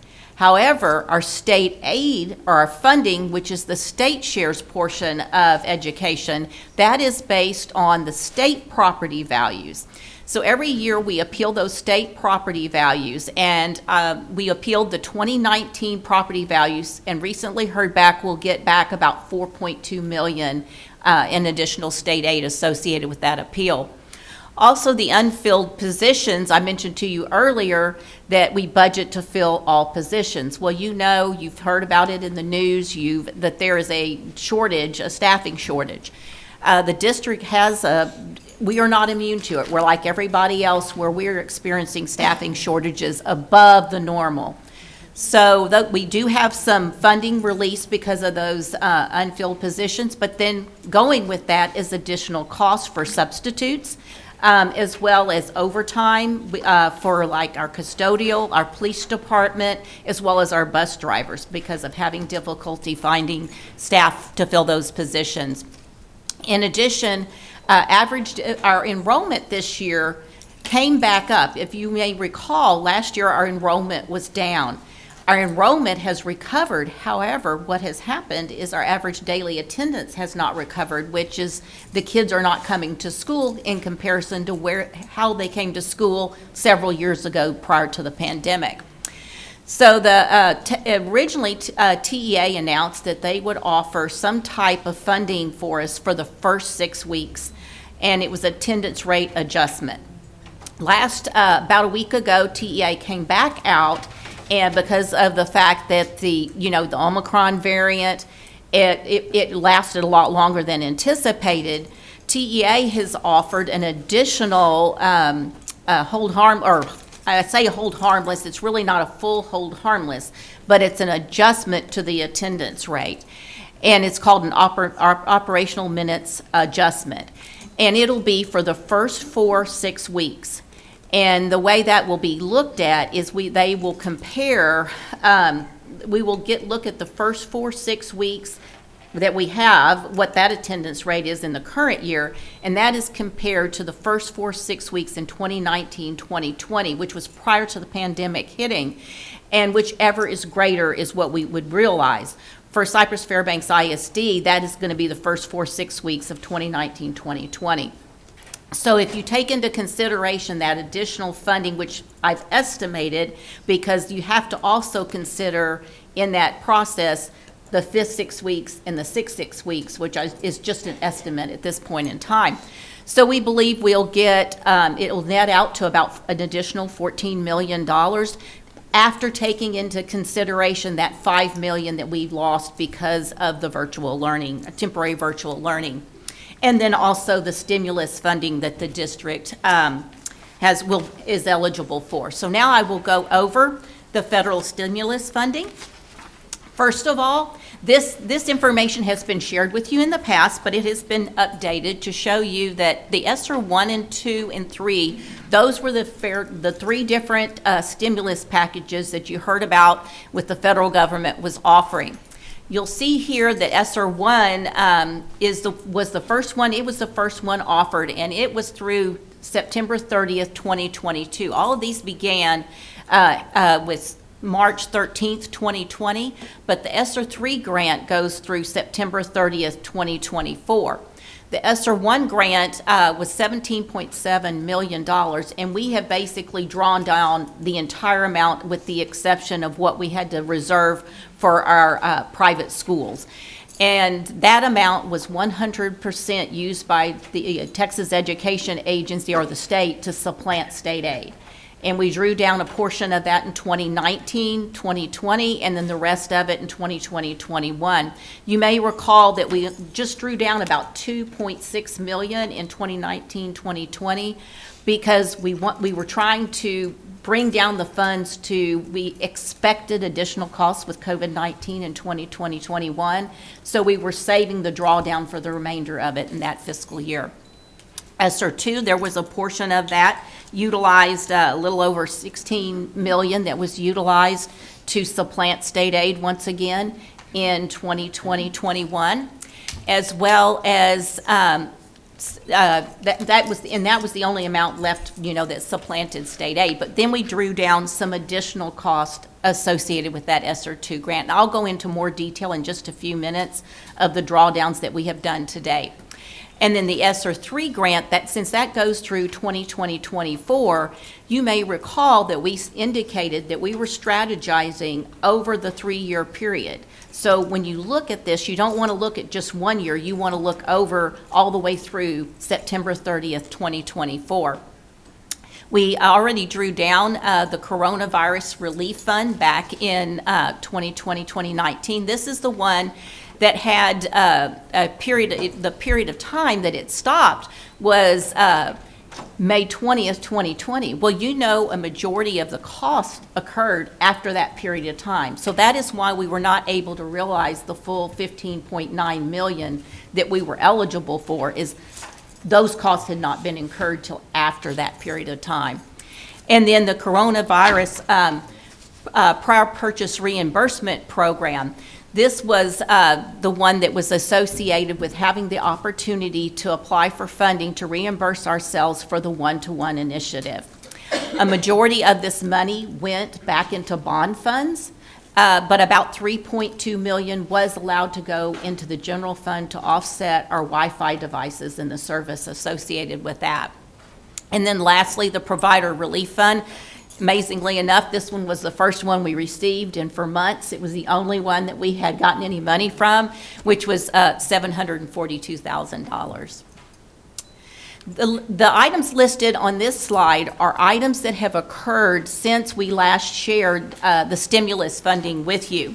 The first one is the Child Care Relief Fund, and it's a grant that was offered through the Texas Workforce Commission to help registered daycares be able to recover some of the costs that they lost because of additional costs because they had employees there. But then when maybe they didn't have as many students there, because there's a ratio that they have to have. They have to have the employees as well as the lower enrollment at those daycares. And so we utilize that to offset our cost at the early learning centers as well as the high schools where we utilize that funding. And we were able to reimburse some payroll as well as some supply cost.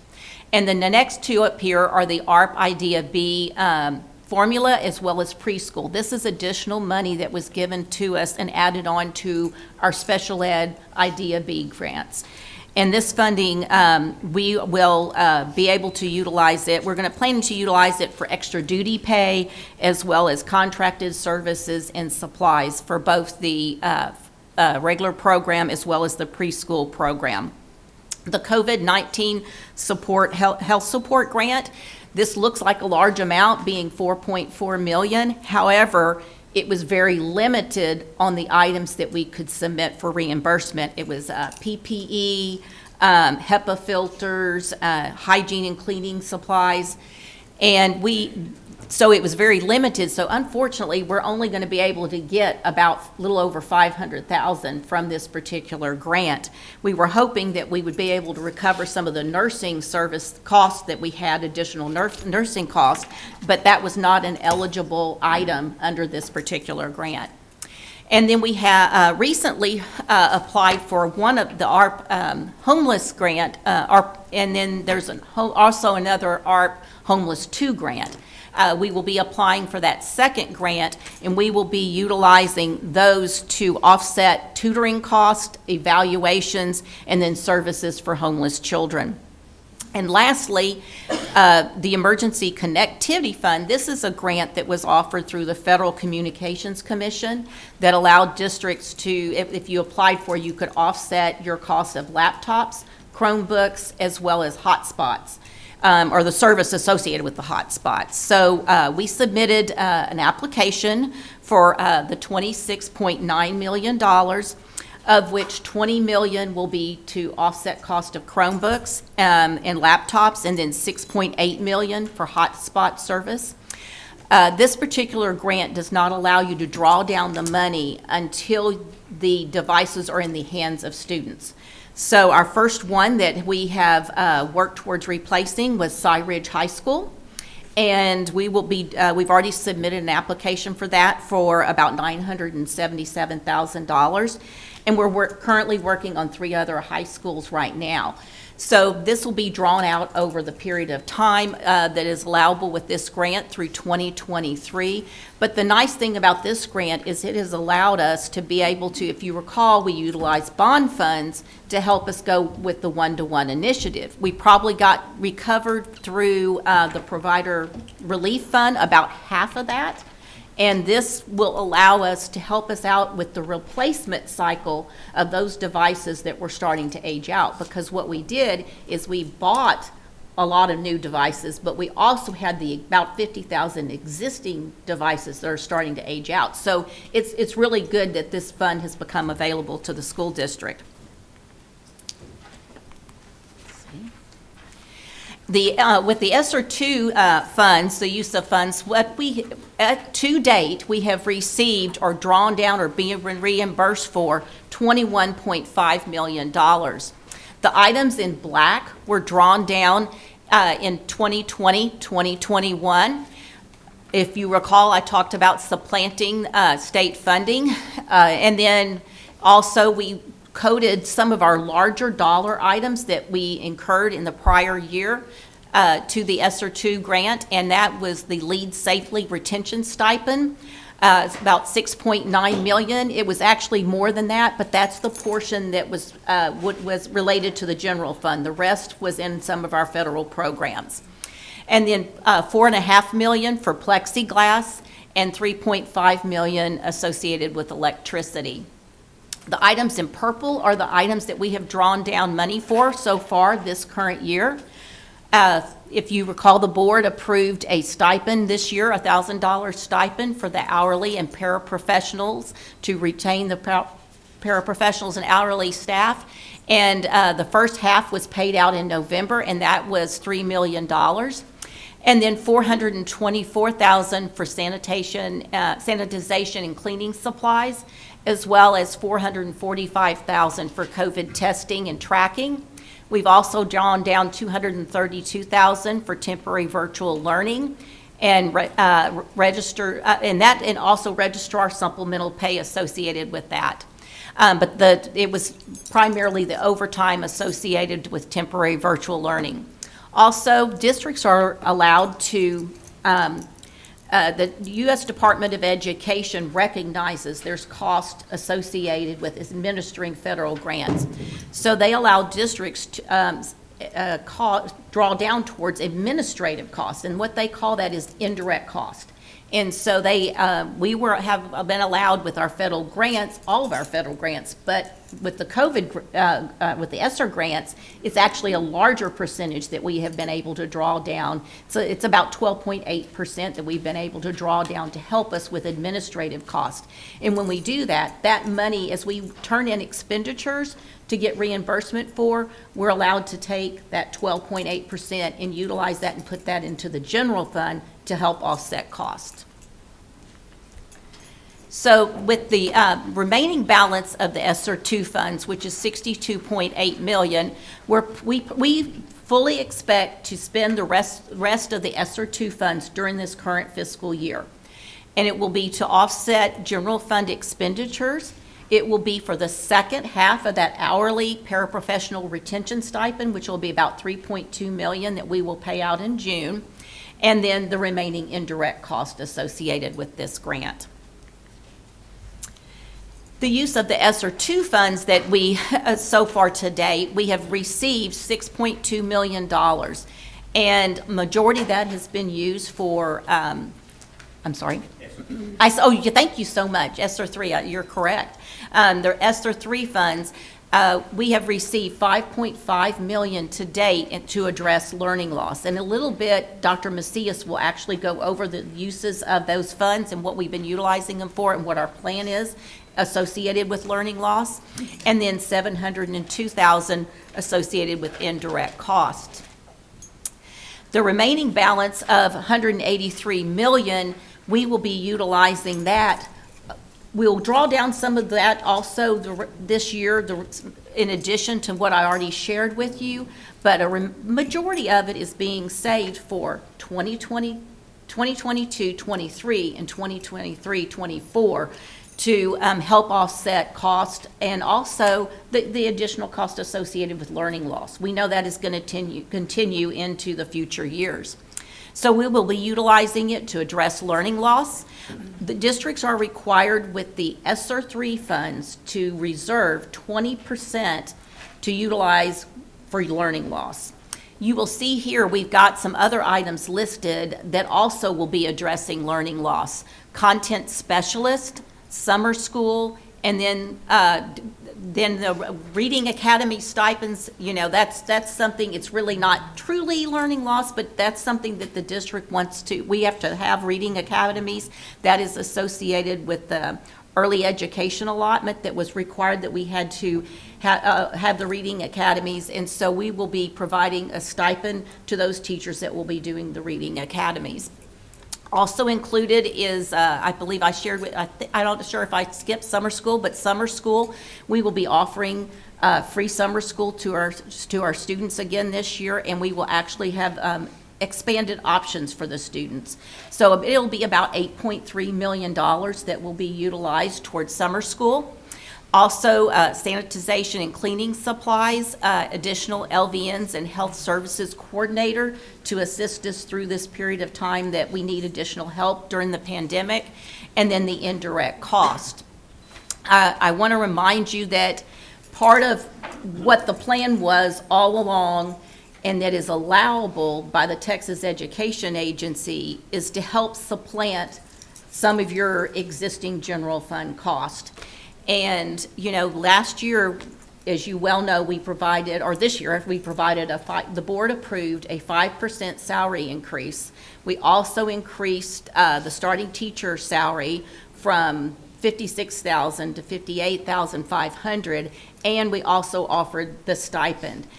We felt it was very important to recognize what our teachers have gone through over the last several years and provide them a good raise. And as you all know, it was needed in order to retain and recruit staff, because there is a staffing shortage that we are not immune to. So now I will turn it over to Dr. Macias to go over the ESSER 3 learning loss funding requirement. Thank you, Karen. As you heard Karen say, 20% of this grant has to be reserved for the learning loss. But I think you also heard her say that in the other 80%, there are still other activities in there that are being tied to the learning loss. So it's not all under the 20%. We're expending more than that on learning loss.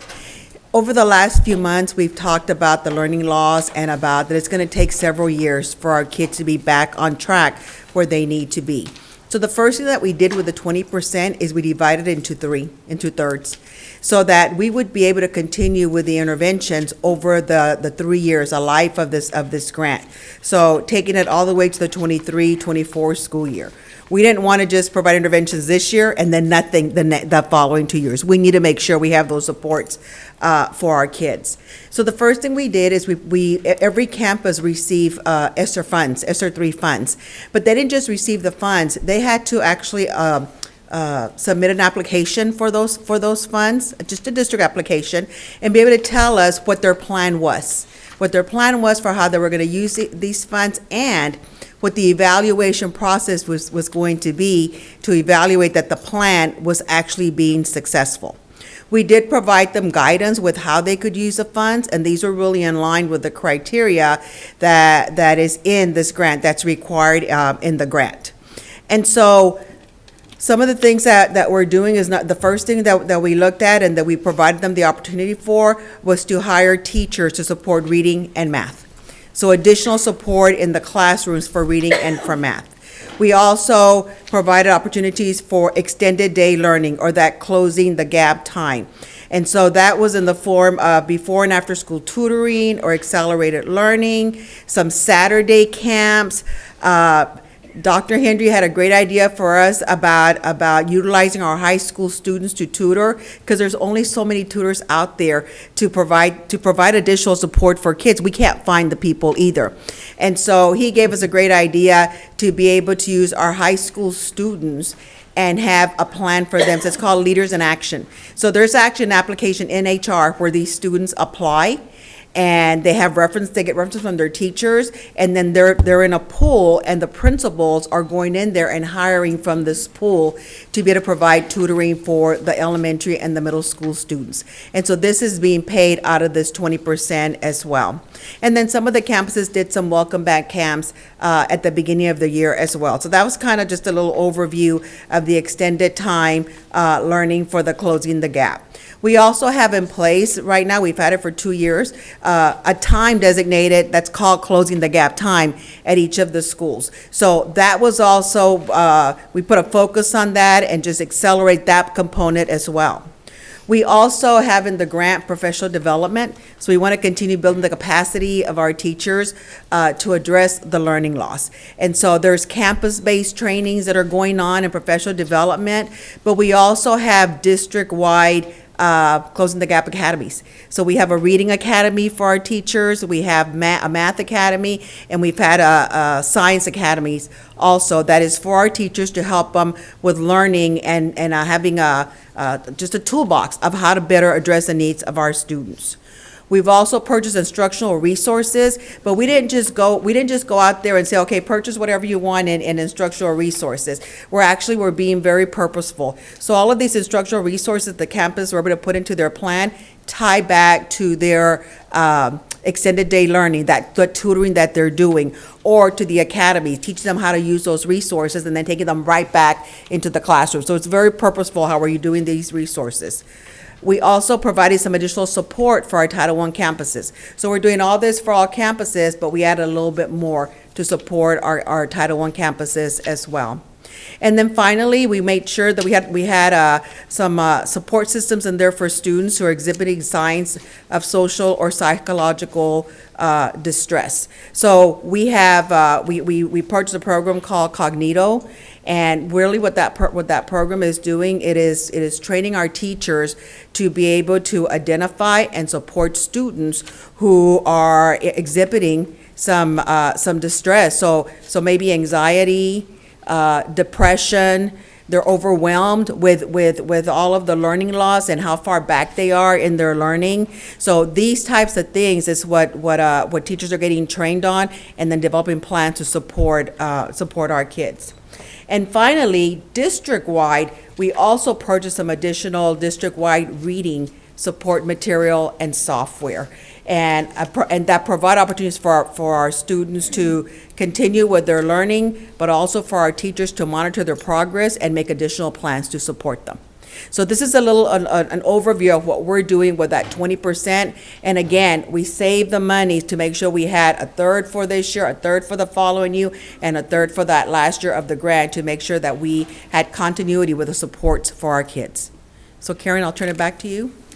We're available to answer any questions you may have. That's the end of the presentation.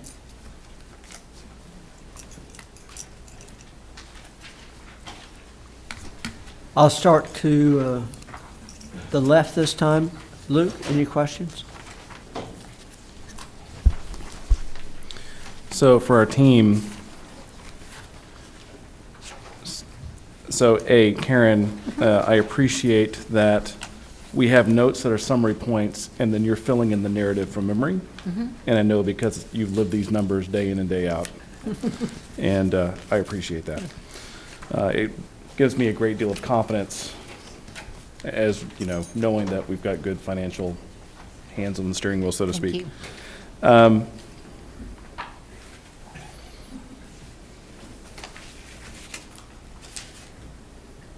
And I really, it's not a question, it's just a comment. A lot of the parents in the district ask questions about, okay, how are we paying for, we had this rapid response to COVID with all the computers coming out, the electronics, and so some of the taxpayers are like, well, where's that money coming from? And my comment is, after hearing your explanation, how, and I'll use the word artfully, your team has been able to work with understanding how to get those computers paid for and about half of it refunded back. Mm-hmm. And then leveraging the new fund to be able to pay for the cost to refurbish those over time. I think it's a good stewardship of capital and planning. So I appreciate that. So I don't really have any more questions. That's just comments that I have. Very good. And Debbie? Karen, I know you're already working on the 23 budget. How does it look like we're going to, given all of this information, how does it look like we're going to end this fiscal year? Well, this fiscal year, because we are able to supplant and recode cost, our plan is to break even, so to Okay, speak. good. What we've tried to do over the last several years, the pandemic first hit in 2019, 2020, and we had 2 months that the kids were not in Right. school. Although we got some type of, they call it a hold harmless, but we supplanted state aid with the ESSER 1 funds. But as Mr. Scanlon said, we've tried to be very strategic and looking, 3-4 years out of when this money was going to be needed and figure out, okay, I'm going to draw down or utilize or reimburse and spend money on things to try to get it to where we break even while still meeting all the needs of the district and our students. So that's why, for example, with the ESSER 1, we just drew down a little bit in 2019-20 because that's all we needed to break even. And we were saving it for 2021 because we knew we were going to have additional costs for learning loss as well as the pandemic. So the same thing has happened this year.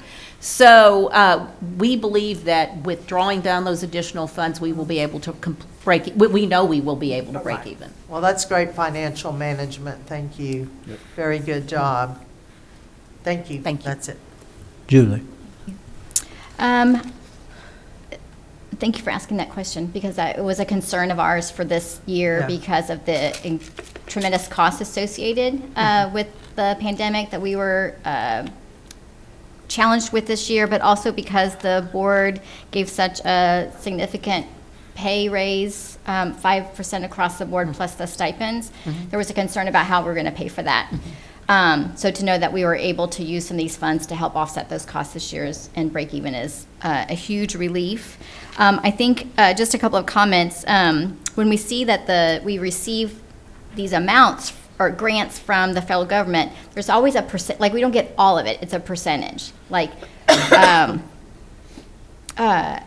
because you have to qualify, not all of our students may qualify for the grants, like our virtual learners. We only got recouped half the cost of that, things like And that. that'll really, back to the virtual learning, Right. that had to do with funding that we would receive in the general fund. And what we have to do associated with that is we can offset that cost by reimbursing ourselves for something else within the general fund. Okay. For example, electricity. As you well know, our costs have gone up associated with Right. electricity and fuel. So that's one of the things we plan to do is take those increased costs, charge it to the ESSER grant to help reimburse us for the cost of the temporary virtual learning. That's good. And I also am glad that you pointed out that the ESSER 1 funds and the 75% of the ESSER 2 funds that we received from the federal government did not add to our bottom line because the state lowered our state funding by those same amounts, right? So that Yes. even though it looks like we received those funds, and we did, but the state cut our state funding. So really the net result was zero. So it's important to understand that as well. So thank you for sharing that. My last comment is, let me see if I can find it. And they left, but I know some of the schools, the principals have done an excellent job with sharing specifics to their campus, how they're using their ESSER funds. Specifically, we hired this reading interventionist, or we had these new resources for students, we're providing this tutoring. So some of the schools are doing a really great job of communicating exactly how they're using their ESSER funds to their parents on their campuses. So kudos to them. Thank you, Karen. Do you have a question or No, just sharing comments? Good. To my right, Scott. Quick question for Linda, if you don't mind. You brought up summer school, so I'll ask this question. How are we doing on recruiting for summer school?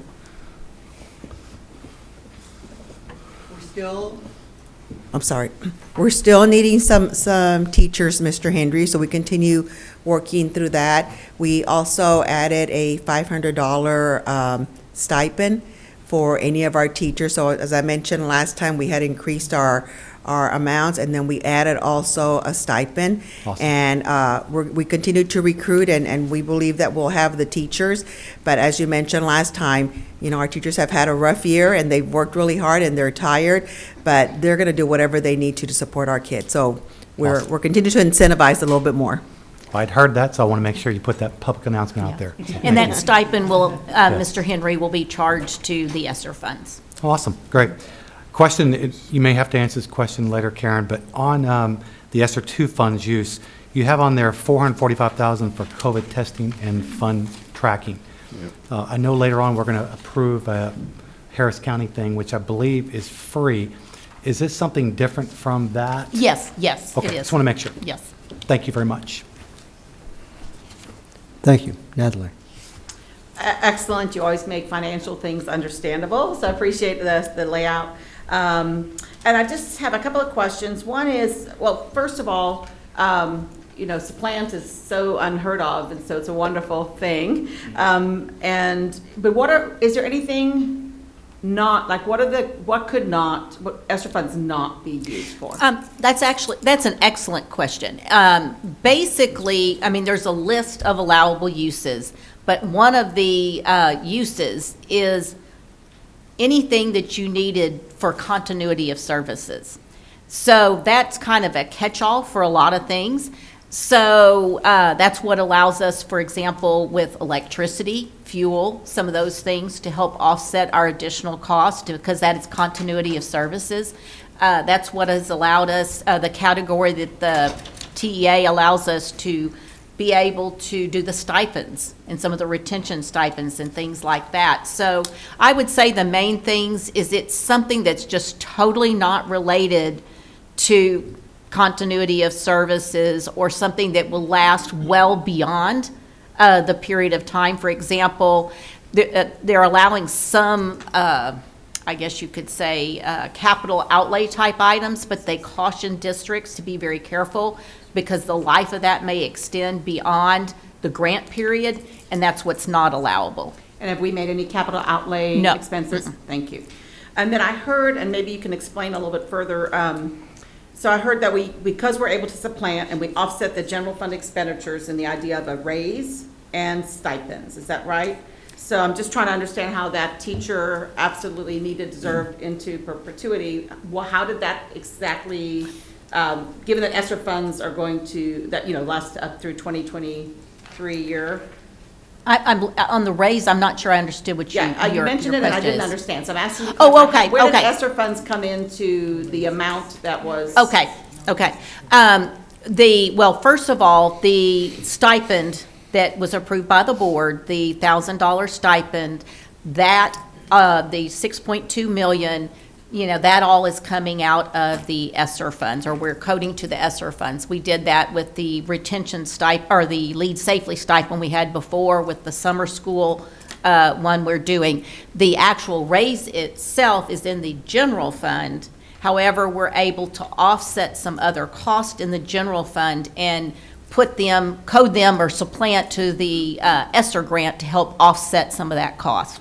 Does that answer your question? Yeah, so what does that offset look like to after the 23-24 year when we no longer have the option to supplant with ESSER funds? When we no longer have the ability to do that, that's where Dr. Henry and the cabinet has talked. We're going to have to relook at what we're doing and how we're doing things after that period of time. But once again, we have a healthy fund balance that we have planned for that, because it will allow us into the future to be able to, have the raise that the board approved.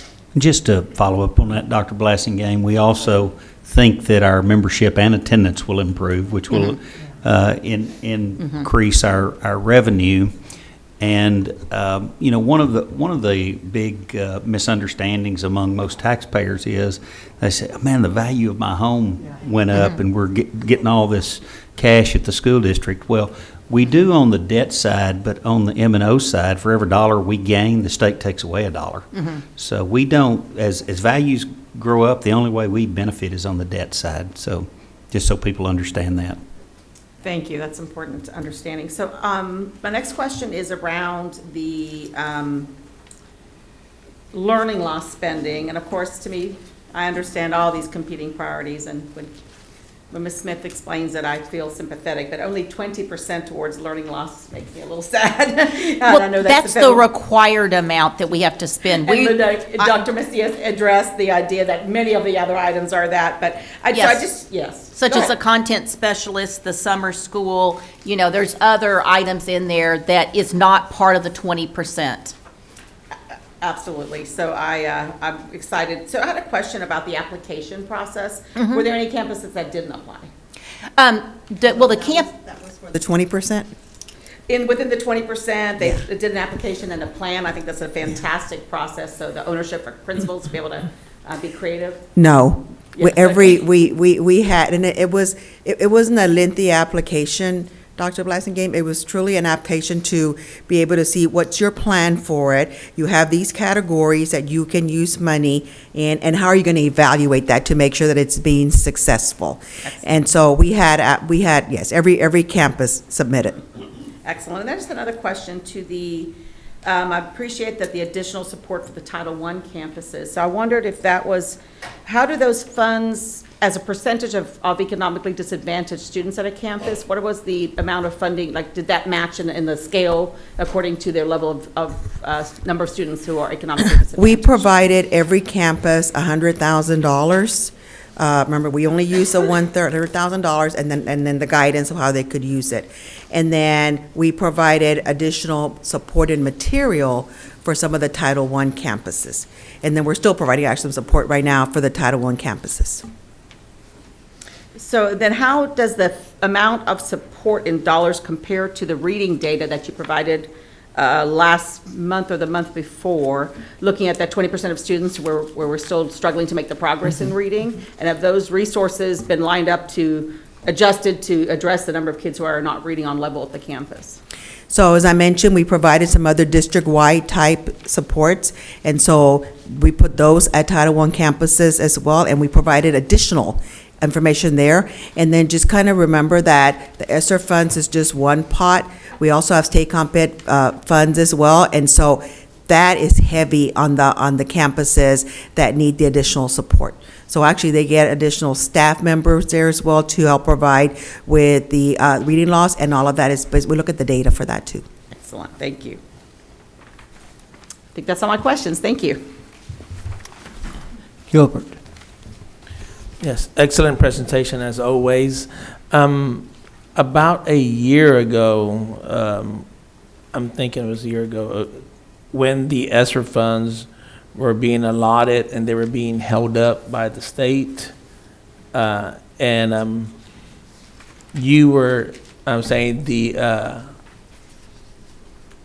group was learning how to navigate through all the red tape to get these funds. And I remember for a couple of board meetings in a row, you were learning how to do all that and make sure that the district was taken care of. And remember, we went through that, and we were like thankful to have you and your group searching for every dollar that we could get for our students and our educators and stuff.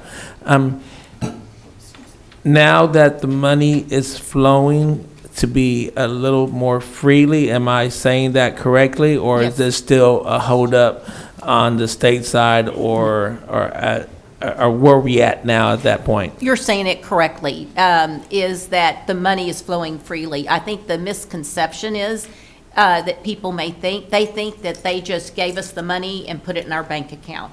And that's not how it works. It's on a reimbursement basis based on allowable cost.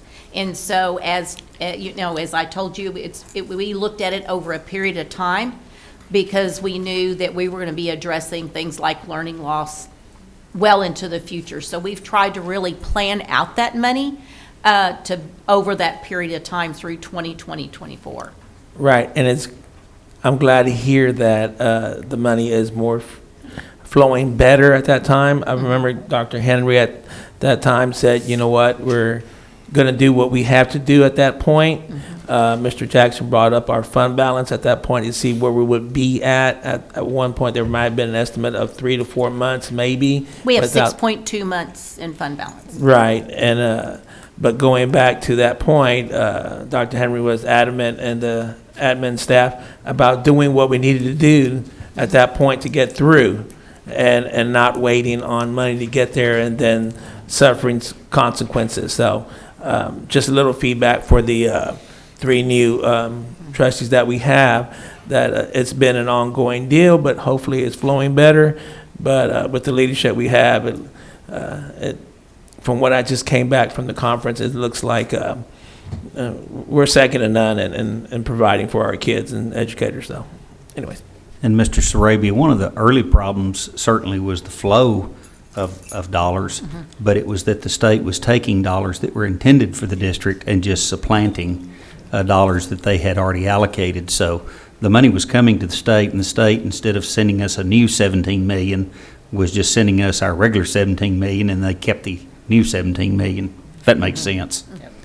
Yeah, I remember that board meeting there. I think everyone was kind of fiery about that and everything else, though. But I'm glad you said that. So. One of the nice things about going last is often all the good questions have been asked. So I think the board's done a good job with the questions. I want to go back and hammer home some points. So don't mean to be offensive, but the topic is offensive to me, so it might be to others. An individual came to one of our meetings, and that individual admittedly said they did not live in our district, but made the allegation of misappropriation of ESSER funds. So a couple of questions in that regard. Do we have guidance either from the state or the federal government on how these funds can be used? Are they fairly specific? Are they broad? Do they have categories? Yes, sir. That's we have. There's a list of all the allowable. I can't remember. It's 14. I want to say it's 14 allowable uses. Everything's very specific, with the exception of the other items that are needed, for continuity of services. But they are very specific. When the money is drawn down, it's reviewed by the Texas Education Agency, or when we request it. We have to request for reimbursement. We have to tell them what it's for. There's a report that has to be provided within 9 days of the drawdown request, and you have to say how that money is being utilized. And then the Texas Education Agency approves it. So there's a lot of checks and balances associated with the stimulus funding. So the information is reviewable by an entity outside the district. Correct. Is the information auditable?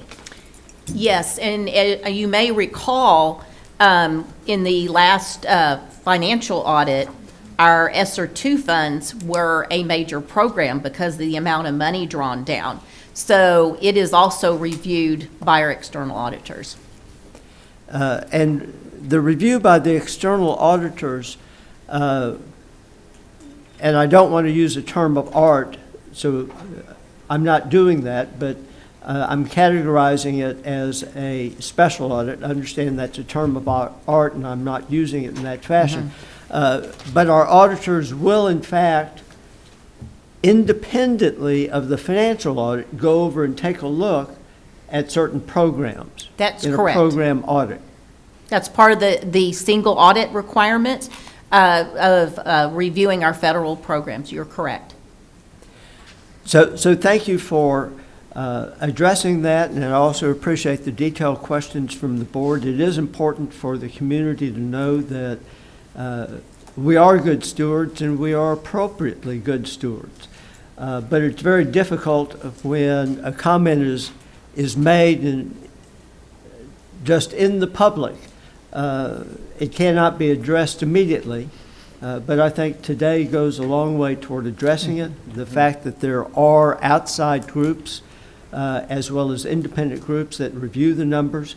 I have complete faith in your integrity, and I apologize that it was challenged. And I also appreciate the report this evening. Well, and something else we do, Mr. Jackson, just to add to that, is we have a spreadsheet literally where we list every grant that we are eligible to apply for and what the allowable uses are. And we really try hard to maximize our funding. And by that, I mean, we're not going to go maybe utilize ESSER funds for something that we can use from the Emergency Connectivity Fund, because we're trying to make sure we're maximizing everything. So we're closely monitoring all that. Excellent. Debbie? You prompted a follow-up question from me, Mr. Jackson. Karen, you were talking about your reporting. For example, do you have, with your reports, do you have to substantiate the purchases by providing receipts, say for Chromebooks, and showing how the funds were used, if they were for personnel or for the other items that are covered under the ESSER funds? Not when we initially submit the reimbursement request, but the Texas Education Agency does what's called a desk audit, and they're random. And at that point in time, they ask you for all the support associated with whatever they're reviewing. Okay. But then we have to with our external auditors. Sure. And how often might that be reviewed? Well, our external auditors, it's an annual audit. Okay. With the Texas Education Agency, as I said, it's random. Random, okay. You don't know. They just come in, don't they? Well, they submit a request to us, and they ask us to send us the information. Okay. They typically don't come here. Okay. And they ask us to provide the support and backup. Okay. That answers my question. Thank you. And that's really what a desk audit is. It conserves, they're sending staff out, but you have to send all your documentation in. So that's fairly standard within the state auditing profession. I'm more familiar with federal exams. I understand. You had to live through a lot of them. In my previous life. Any other questions? Natalie? Thank you. Debbie's great question prompted one for me. So with the campus plans that were submitted, in order to, what line items in their budgets other than personnel were there? And were there any areas at the campus where there could be different use of ESSER funds, or how did those funds flow, I guess is my question. So again, what was provided for them, Dr. Blessing gave was $100,000. $100,000 is not a lot of money, especially if you're going to buy a staff member with it. And so when you think about it, there's not a whole lot of money left after that. And so they did, so professional was one, professional development was another, instructional materials was another, extended time tutoring support was another, so retired teachers, things of sort they brought in. And as I said, the instruction materials were all tied to the tutoring that they were doing, the Saturday schools, the extended time, everything was specifically connected. And the reason we provided the $100,000 to each campus was because every single campus in this district has kids that had learning loss. And so that's the reason we did it that way, and then we make sure we had other funds to support other initiatives. And everything you just listed is either in those 14 items that were delineated specifically, or would be categorized in that continuity of service, is that right? That is correct. And we, our process that we follow, we have federal funds, other federal funds, so we followed very similar process to what we do with Title I. So lots of checks and balances, lots of checking to see, and then really everything they submitted, we check to make sure, is it connected to learning loss? Thank you. And Mr. Jackson, I have Yes, one sir. more that's been prompted. So in my time at Hamilton Middle and at Holmesley Elementary, I heard both principals speak about a term you just used. And for someone in business, it's a new term. So I buy a teacher. I understand what you're saying, but anyway. So as we're looking at who has the decision right about what they're buying or the services they're buying, where does that decision right lay once you turned over that 100,000 to the campuses? So the campuses make the decision with their teams about what their needs are. So when I talked about that they completed an application applying for the money with the money that we have here, they did that with their campus teams. And then they submit their plan and their expenditures. And then we have a federal funds department that oversees that, and they're checking to make sure that all of those expenditures meet the requirements and the allowable expenses that are in this fund or this grant. Yeah, and just comments. I appreciate in business and management that you're putting the decision closest to the people with the most information. Absolutely. And I think that's a great way to manage that. Thank you. Done. Any other questions, follow-up? I will note, we have a different business model than other districts that are within Greater Harris County. So every district has a slightly different business model and a slightly different sense of a budget that is actually controllable at a campus level. I mention that because one of the other districts that has a very different business model to us was in the news on exactly that point. So I didn't want the viewing audience I wanted the viewing audience to understand that we have a different business model as it relates to that. As we know, we'll take up review of the minutes on Monday. We now have the opportunity to see PASA in action. 9C, the board will consider modification of attendance boundaries for Andre Elementary for the 2022-2023 school year. Teresa Hall and Christy Giron.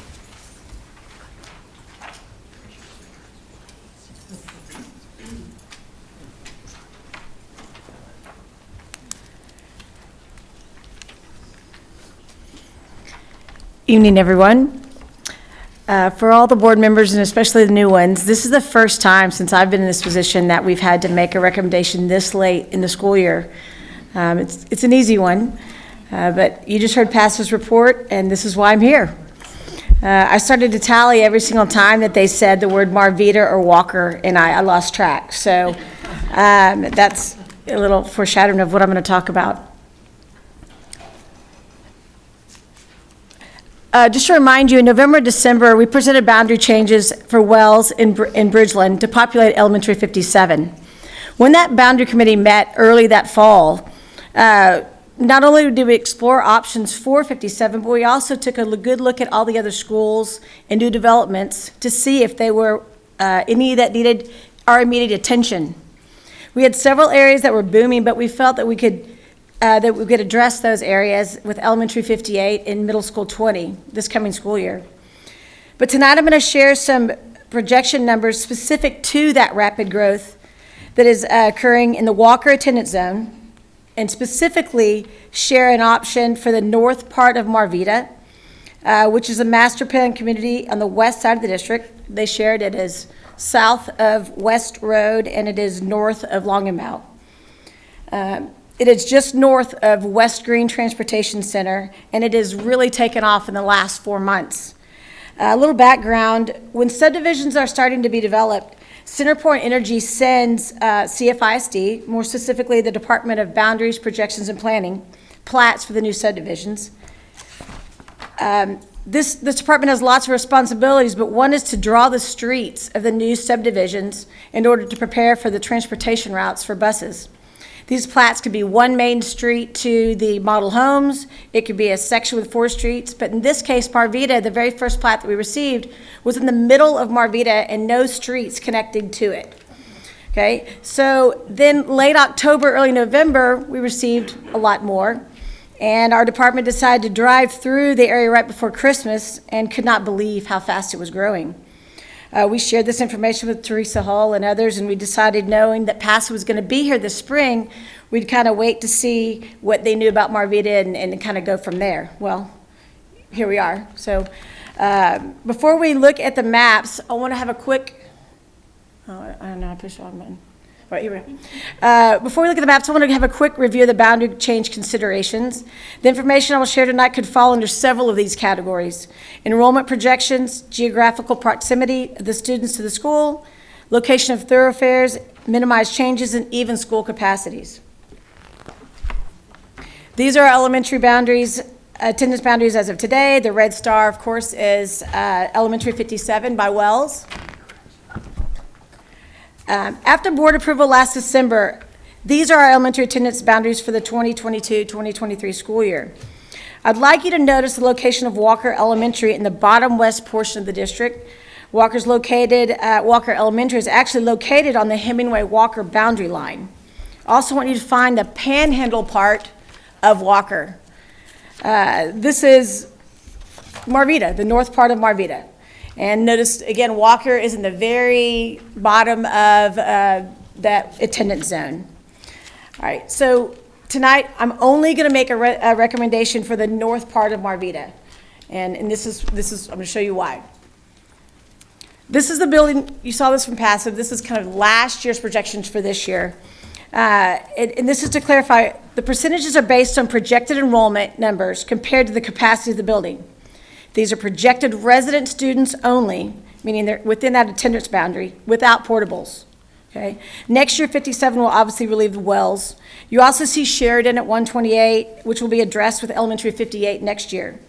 Notice Walker was projected around 95% capacity this year. Actually, it was around 93 currently today. There's 1,012 students. Okay. So for next year, you can see Wells is obviously much better.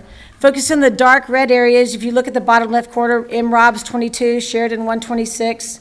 And just like last year, starting in August, we're going to have the boundary committee determine the new attendance boundaries for elementary 58. Those have not yet been determined. And again, it's going to open in fall of 2023. It's located in Westville Village and Clay Road. Also, middle school 20, as we mentioned earlier. Also, Rennell, near the middle, is at 120%. Elementary 59 in Mira Mesa will offer relief there in the fall of 2024. And I'm going to go ahead and address Hancock because it hasn't been mentioned. All of a sudden, Hancock is at 120%. Hancock has a capacity of 856. Passes share that Hancock will be experiencing some new apartment growth, but short term, but we will absolutely look at that in the fall as well to see if there's anything immediately that we need to do. But if you look back at the Walker zone, Walker's projected to be at 103% in the fall. We don't know what 58 boundary lines are going to look like. We don't know what 59, but we do know that Walker is going to explode. Okay, this is the Walker map last year, and again, look at the panhandle area. There was basically nothing there. Okay, and this is this year. Okay, so as you can see, the north part of it is exploding. They all are, but that especially. Okay. Again, at this time, nobody lives in either part of the Marvita area. No one lives in Grand Mason yet. No one lives in Cypress Oaks North yet, but they are all coming. Okay, all of those four sections, Marvita North and South, Cypress Oaks North, and Grand Mason, all are coming this year. Okay, so we always say we don't want to move kids twice. Walker's going to have relief sooner than later. And with nobody living in Marvita right now, this was kind of a great time to offer this recommendation. This committee alone is going to have 65 students by the fall of this year, 33 of which will be elementary students, 151 next year, 100 which will be elementary students. Looking at the numbers, a snapshot this past October, Walker was 979. I just shared that today they're at 1012. It's increased by 33 students in just 5 months. And again, if you look at if we do nothing in the next 5 years for Walker, you can see where the numbers will be. 1364 the next year, it's 1648 the following. And again, I'm going to show you these 3 communities that are causing this explosion. This is a 10-year chart that PASA just showed. Again, Walker's 312, since you saw that a little bit earlier. I'm going to go ahead and get the next one. Okay, so here's our recommendation. We're recommending to move in the northern part of Marvita, Res Code 822D, to Andre Elementary School starting in the fall of 2022. Why? Well, because Res Code 822C, Cypress Oaks North, it's a small section directly south of Marvita.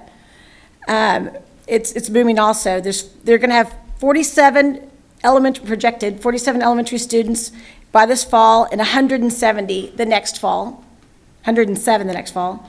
Grand Mason 162A, directly west of Cy Park, is also going to be huge. Already receiving plats for that community right now, with 13 projected students this fall, 52 the next year, 96 more the following year.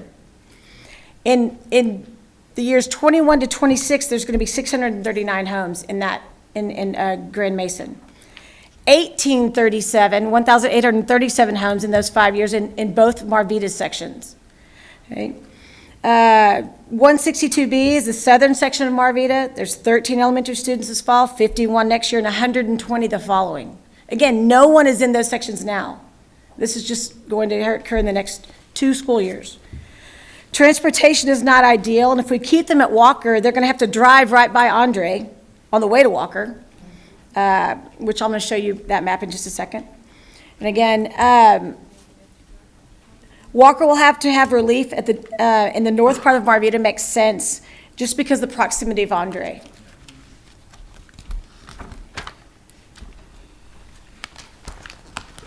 All right, transportation.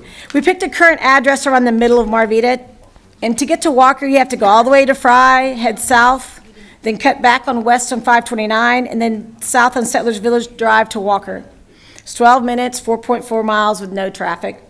Again, you're driving right by Andre on your way to Walker. West Green will eventually cut through from the entire Marvita Res Code area, those sections, but right now it's not even close to connect. Marvita to Andre is 6 minutes, 2.1 miles, of course, no traffic. The distance is cut in half, and so is the time. So, here are the numbers just moving that northern part of Marvita to Andre. Andre's better utilized. We've talked about that just earlier, how to better utilize and without building. And Walker has some relief. Once elementary 58 boundary lines are determined, we will better know how to help Walker in the future.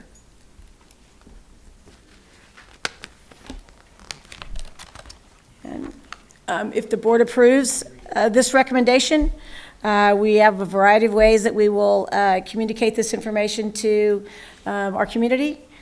And that is all I have for now, unless any questions you have. Just one comment, Christy. So the beauty of this one is no one likes to change schools, but in this case, no one has to change schools. Right, they haven't started anywhere yet. So let's go to my right. Scott? No, thank you for the presentation. No questions. Natalie? A similar comment to Dr. Henry. I think that's fantastic that they can buy a home and have an idea of their school and settle in from the initial stages. And it definitely looks like it's effective at the immediate relief. It's great. Gilbert? Outstanding job on finding the problem before it happens, though. Great job. Thank you again, always. Luke?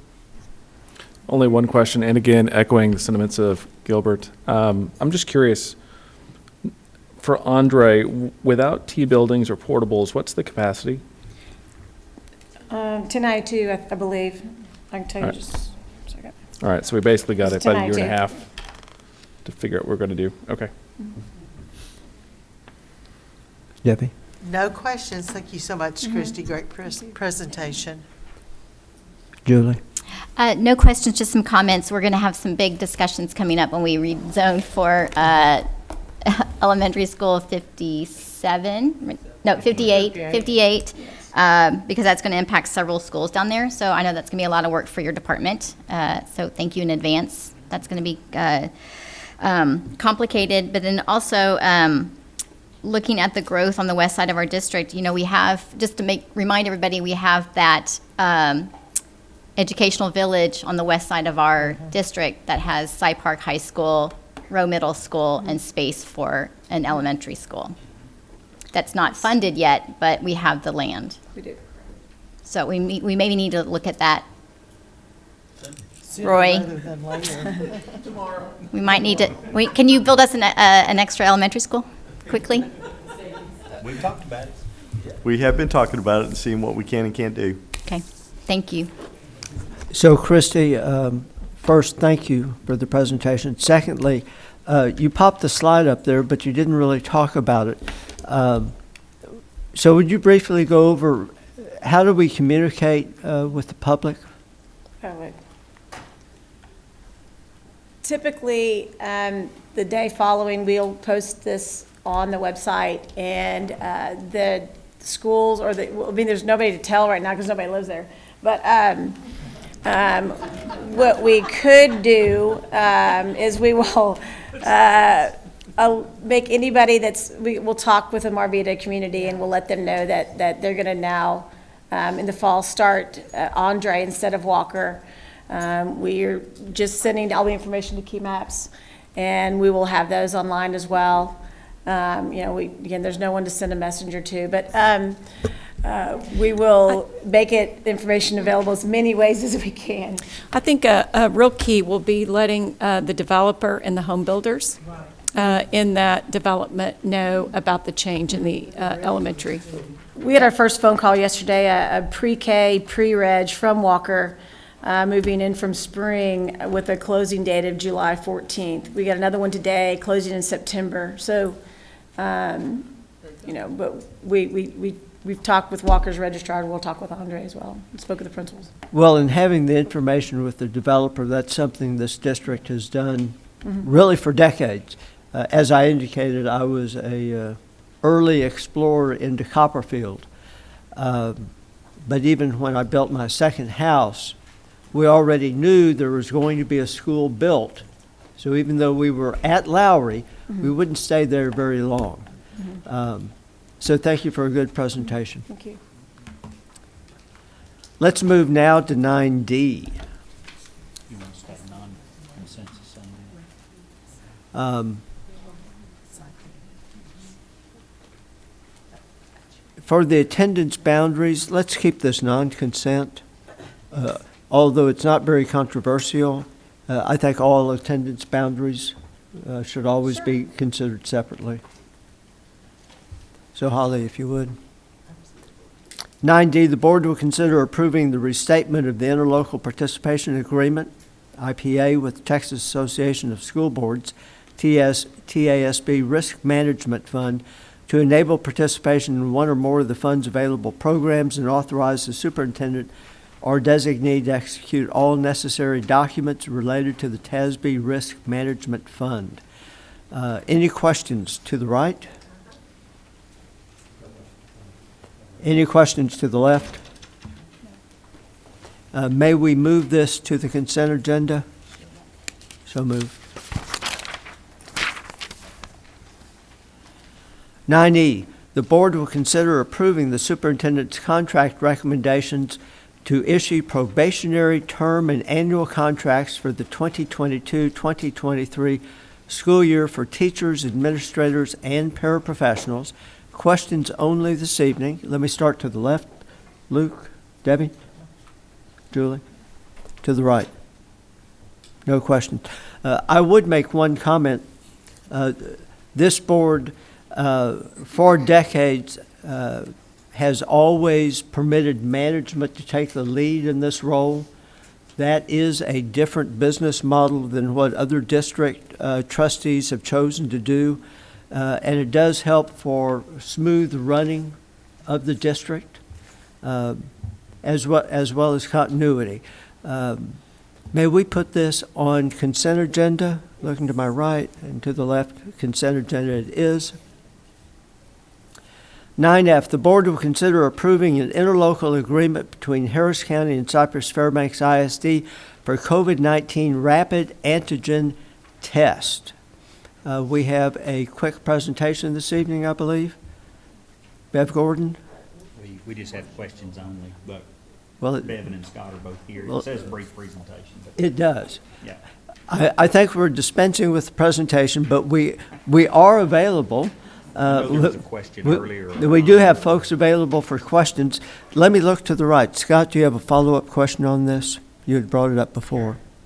Karen answered my question. Thank you. Okay. Natalie, and to the left? No questions? May we move this to consent agenda? Yes. Consent agenda?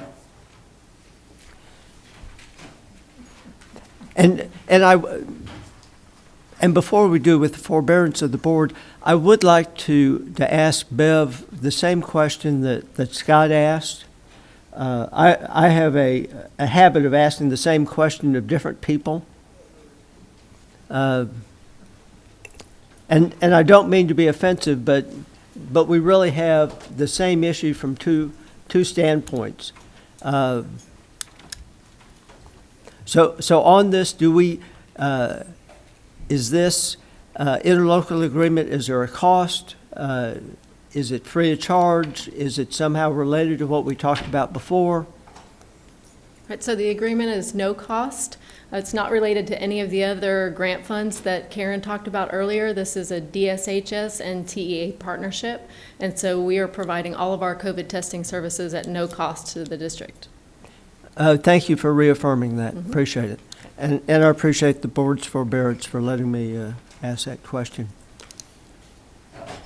9G, the board will consider approving on first reading additions, revisions, or deletions to district policies.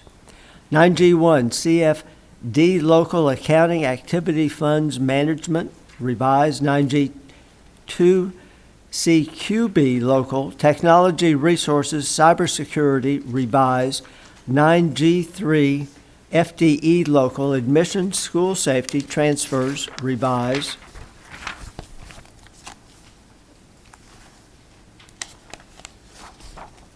And that's all we have for 9G. We'll take it by letter. May we move that to consent? Do you have any questions from the right to the left? Now I can say, may we put it on consent? Okay.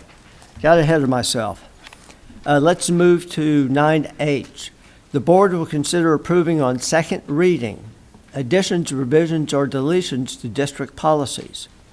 These are 9H1, CH Local Purchasing and Acquisition, revised. 9H2, CHE Local Purchasing and Acquisition, Vendor Disclosures and Contracts, delete. 9H3, EFD Local Instructional Resources, Field Trips, delete. 9H4, EHB Local Curriculum Design Special Programs, add. 9H5, EHBAA Local Special Education Identification, Evaluation, and Eligibility, add. 9H6, FMF Local Student Activities, Contest, and Competition, delete. To the left, do we have questions? Luke, Debbie, Julie. To the right, Scott, Natalie. I would ask on 9H5, Special Education Identification, Evaluation, and Eligibility, add. Briefly describe what this is doing. Mr. Jackson, as I shared, both 9H, B, and H are both items that we were requested to add due to the cyclical special ed audit that we're going through. And this is really making sure that we're providing training for our teachers and identifying the special needs of our kids, including dyslexia. Thank you. And the board had requested special emphasis in this area back in the January, February, when we were looking at board monitoring. So I wanted to focus on that one more time. May we move 9H and its subcomponents to consensus? That is moved to consensus. 9I, the board will consider approving a memorandum of understanding for one of the district's university partners, Abilene Christian University. To the left, any questions? To the right? Move this to consent. It is moved. 9J, the board will consider approving construction proposals and contracts paid from bond funds to the recommended contractor and authorize the superintendent or designee to execute all necessary documents related to such contract as follows. 9J1, 2022 Ben Bradley Police Department and Telgi ELC. That's all we have for 9J. To the left, any questions? To the right? No questions. May we move this to consent? It is moved to consent. 9K, the board will consider awarding bids and contracts and/or authorizing purchase orders as recommended in the posted agenda item. 9K1, athletic equipment and supplies. 9K2, hazardous waste disposal. 9K3, instructional materials, textbooks, ebooks, workbooks, and teacher materials. 9K4, printing services. Any questions? Scott? Natalie? Gilbert? Bill, is there anything you want to tell us about this? No, I mean, is there something that might be interesting?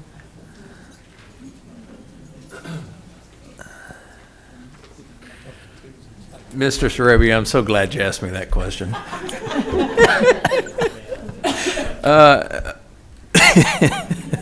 Yes, as a matter of fact, there is. This is for some onesie, twosies, and threesies that we can purchase for the district. Thank you for asking that. I'm just making sure. I'm sorry. We had a little wager whether he could get onesie and twosie again like he did last month. I will say, I have only onesie, twosie, threesie, foursie, fivesy more board meetings. Thank you, Bill, for your input. So any questions from the left? None. May we move this to consent? And consent. 9K is moved to consent. 9L, the board will consider approving the extension of the existing lease agreement between Cypress-Fairbanks ISD and Miller Oil and Gas. This item will be discussed in closed session pursuant to Section 551.072 at the end of the meeting this evening. The superintendent's briefing will be presented at the regular board meeting on Monday, April 11th, 2022. Agenda item 11A under the discussion portion of the agenda will be discussed in closed session pursuant to Section 551.074 at the end of the meeting this evening. And now, before we move to the closed session, I would like to thank everybody for being here tonight as well as the viewing audience. May I have a motion to move into closed session on agenda items 9L and 11A? I so move. A motion has been made by Ms. Blackshear. May I hear a second? Second. Second has been made by Mr. Scanlon. All in favor, please raise your right hand. Motion carries. Thank you. We will now adjourn to closed session. And Mr. Secretary, please note the time at 8:53.